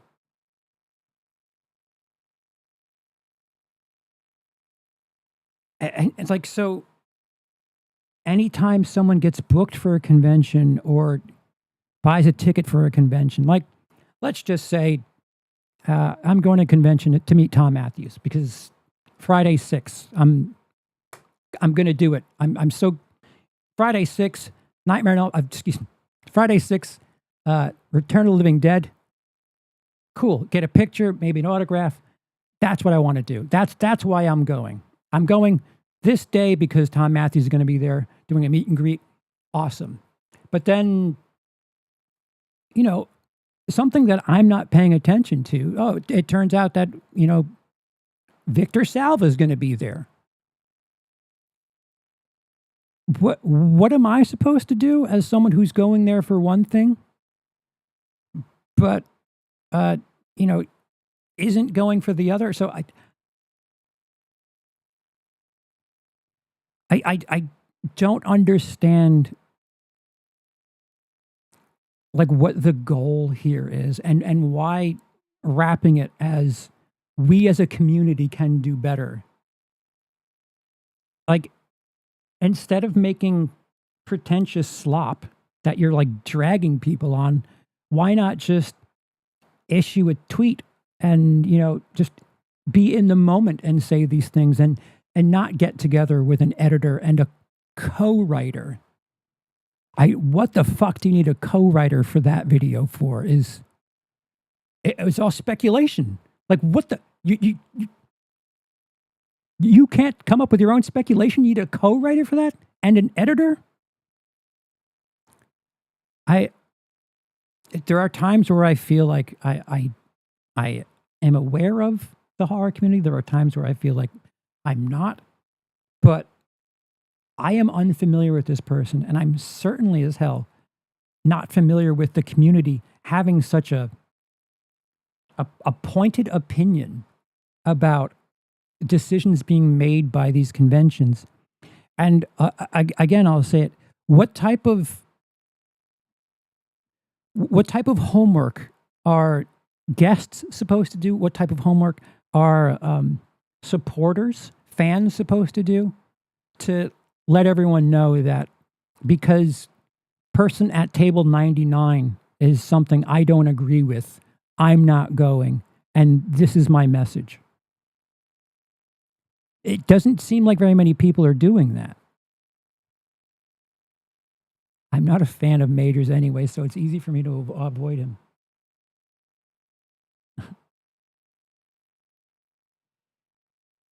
He's doing the social justice warrior thing. He thinks he's going to push the horror community in a positive direction by making these videos unaware of major faults in them. It's almost like the thing that people got mad at him for. It's almost like he had a sneak preview of what not to do.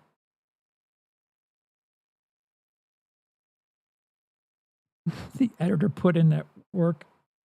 Backgrounds just don't go from red to white on their own. I don't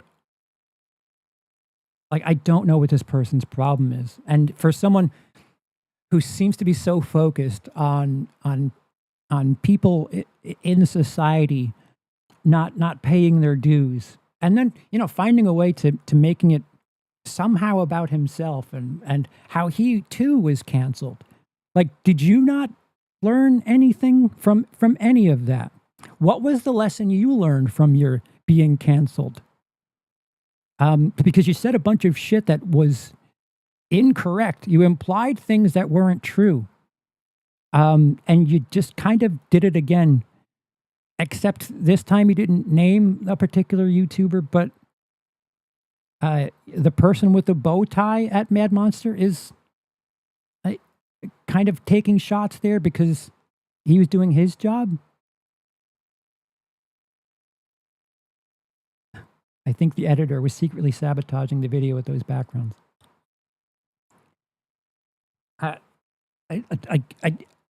What is the purpose of this content?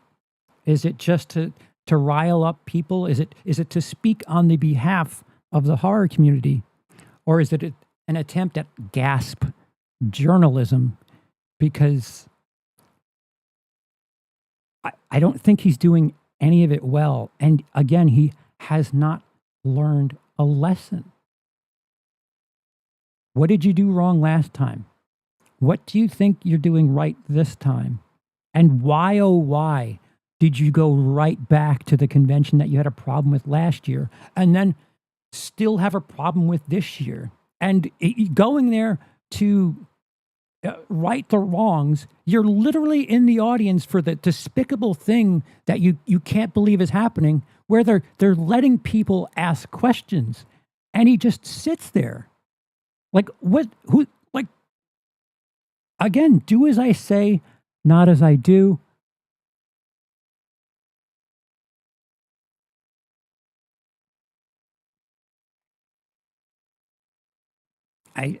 What is your problem with Cody, sir? Where show me on the green screen backdrop that Cody ruined your life, because to reference him 2 years in a row is insane. As a very close friend of his, as someone who, I'm rooting for the human being far more than the YouTuber. I know that sounds a little silly, but dude, I've had a front row seat to how Cody is with his family and friends, and if people could balance that type of family man with a successful YouTube career, I think the world would be much better. But to just go out on a limb and I don't know, sideways blame him for doing a thing that is as part of what pays his bills, part of what feeds his family, that he does so graciously and does it quite well. Like, what is the problem? Is it because he doesn't need a writer or an editor to just, deliver messages?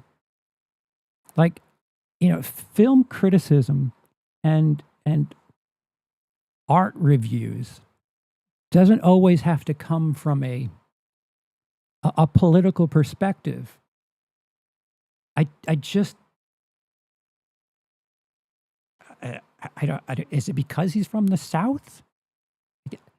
I don't know. Like, why are you trying to make things political? He mentioned the right wing a couple of times again, and that the route that actors take in the right wing is to use the horror community, which I think it might be that. But the thing is, last year he talked about being at the same thing as Cody. This year, referencing him without saying his name. Like, the way you reached out to Mad Monster, why didn't you reach out to Cody and say, hey, or if you're afraid of the backlash from the incredibly heartfelt and warming video that you made last year, have your editor or your writer reach out and be like, hey, this is what I have to say about it.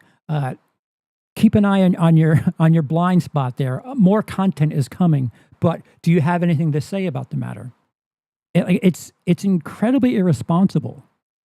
And again, like, I don't know how to gauge this. Like, is this supposed to be some sort of hard-hitting journalistic content, or is this like just I'm going to speculate on things and not use any sources for anything because vibes, bro. But I'm still going to kind of speak poorly and drag people that, again, I have not learned a lesson from last year. All I'm going to say is, well, people had a problem with it, but I think they're wrong, so that's all that matters.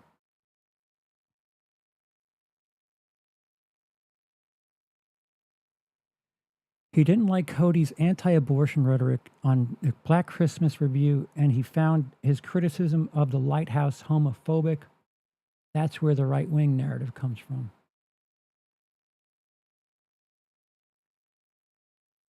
So the pro-life thing is exclusively right-wing, and homophobic lighthouse. See, so I don't think Cody says any of this publicly, but the part of the problem is when you have, he's got a large audience, this IPOS person. He spins this narrative that is not true. It isn't true, but 50 people, if they watch it and soak up that messaging without having the truth laid out for them, they have this narrative without even knowing who Cody is, and like, oh, that Cody Leach guy, he's homophobic, he's this, he's that. And somehow they come across Cody's content. And they already have this slant on what they think. And suddenly, if he says anything that is like in the Venn diagram of what this person would assume falls under the homophobic category, suddenly that person tells their friends. He never once mentioned anything from Black Christmas. He said me disliking Midsommar and Lighthouse and completely made up me saying something about homophobic in the video. Yeah, the problem is it's not accurate. He's giving his opinion based on nothing. But what happens is it affects Cody with people from this person's audience. I mean, we kind of experienced it earlier in the year. I think it was what I saw the TV glow that Twitter kind of ran away with something. And like, I'm not just saying this because, he's a close friend. And like, I guess I am. He doesn't think like that. There are a ton of people that he's very close to, he's friends with, that are parts of all of the communities. And yes, I realize that this is, I have friends that are whatever, but he highlights, he's one of the few YouTubers that like still highlights little people. By little people, I mean with like low subscriber counts and people of all walks of life. But that never gets put across in any of this.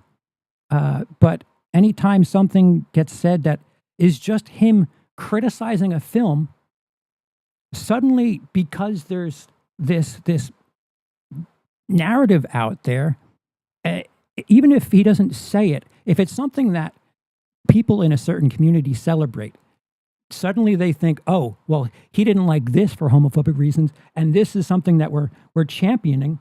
He didn't like that, so it has to be right-wing homophobia, which it's dangerous. Another one of his assumptions that I probably didn't like it because of the homoerotic elements. Yeah. And again, if he had learned his lesson, he would have said something like, you know what, I had a certain opinion. I came out and said this, I did this. If you do the work, there's nothing to suggest that Cody is like that. And for as much as people like IPOS are there with the pitchforks, I think it's kind of shitty that there are people in the community that know he's not like that. And they're quiet. So if we're going to criticize people who are, quiet and just complacent and doing things, to cover their own ass and make sure that they're not financially affected, I'll say it about some people in the community. It's kind of crummy that this human being to not be those things that he's being accused of. And as much as you're not saying anything, which is equally as shitty. I think what this comes down to is sometimes people don't want to get involved with shit like that. And I don't agree with it. I understand it. Of course I understand it. But, not everyone is willing to make a 5-hour video claiming something that isn't true. But in the same breath, not everyone is willing to defend someone if something is true. And for the amount of people that want me to wear a scarlet letter for that Black Christmas review, I was like 27 when I went. Is 27 young? I don't know what that age means. I was like 27 when I made that video, and what I said was wildly exaggerated and mischaracterized. Oh, wow. People took something that was said and ran with it. That's crazy. As they say, silence is complacency.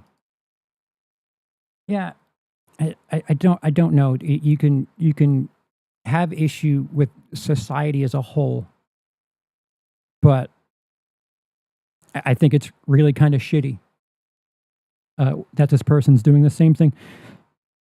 Granted, didn't mention names, but like anyone who does the right homework can probably figure out. I mean, he does mention the fact that he's at Mad Monster again, and that he's basically doing the same thing that he did last year. Can I invite him for a debate? I mean, I can. I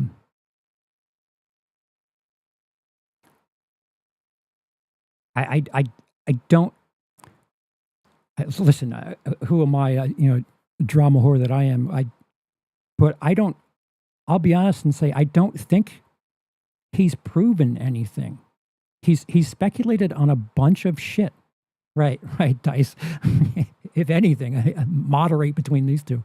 I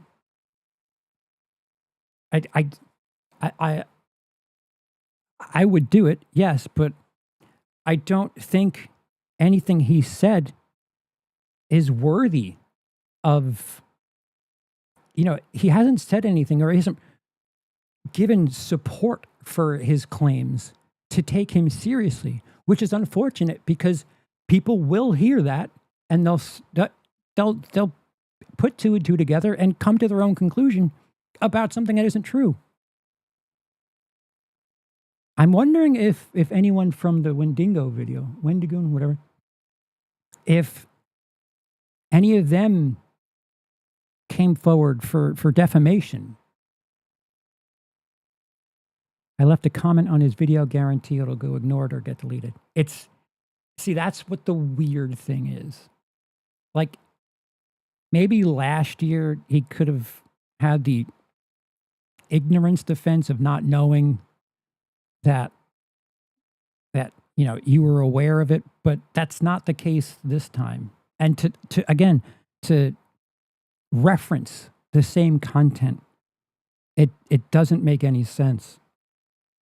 It's just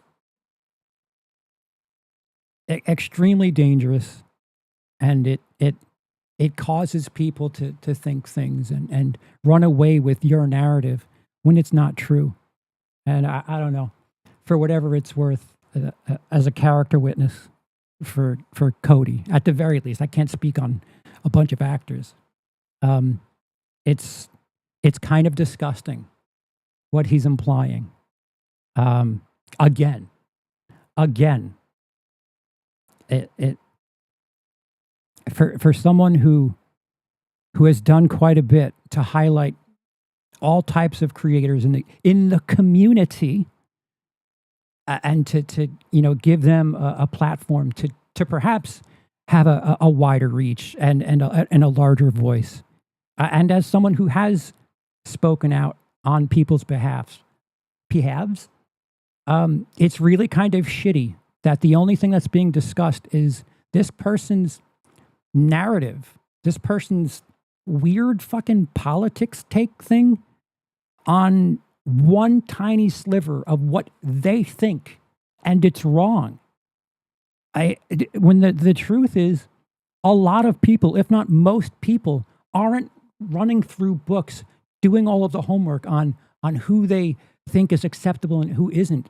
Like, by that logic, when you walk down the street, like, you'd have to cross the street if someone there is, oh, no, I can't be seen in the same 10-foot radius of this person because they did that thing that one time.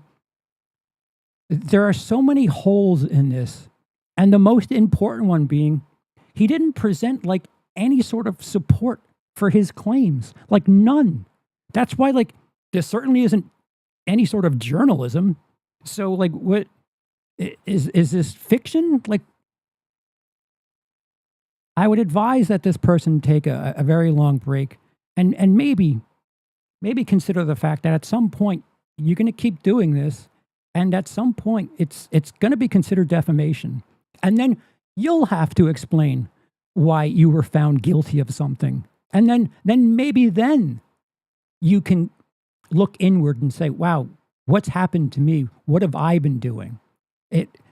The glass mansion that this person lives in and just has an arsenal of rocks to throw is kind of disgusting. Like, you might have a point with some of your things about what certain industry people do and who they hire, but by the methods you use, you just cloudy everything up. And again, as someone who's witnessed the human being that you've referenced twice now, it's quite disgusting. It's quite disgusting, and artistic integrity, journalistic integrity. Like, maybe you should, like, look into some, and then just focus on the thing that you have integrity on, and go back to the drawing board, because who the fuck are you? Like, genuinely, who the fuck are you to talk shit like this?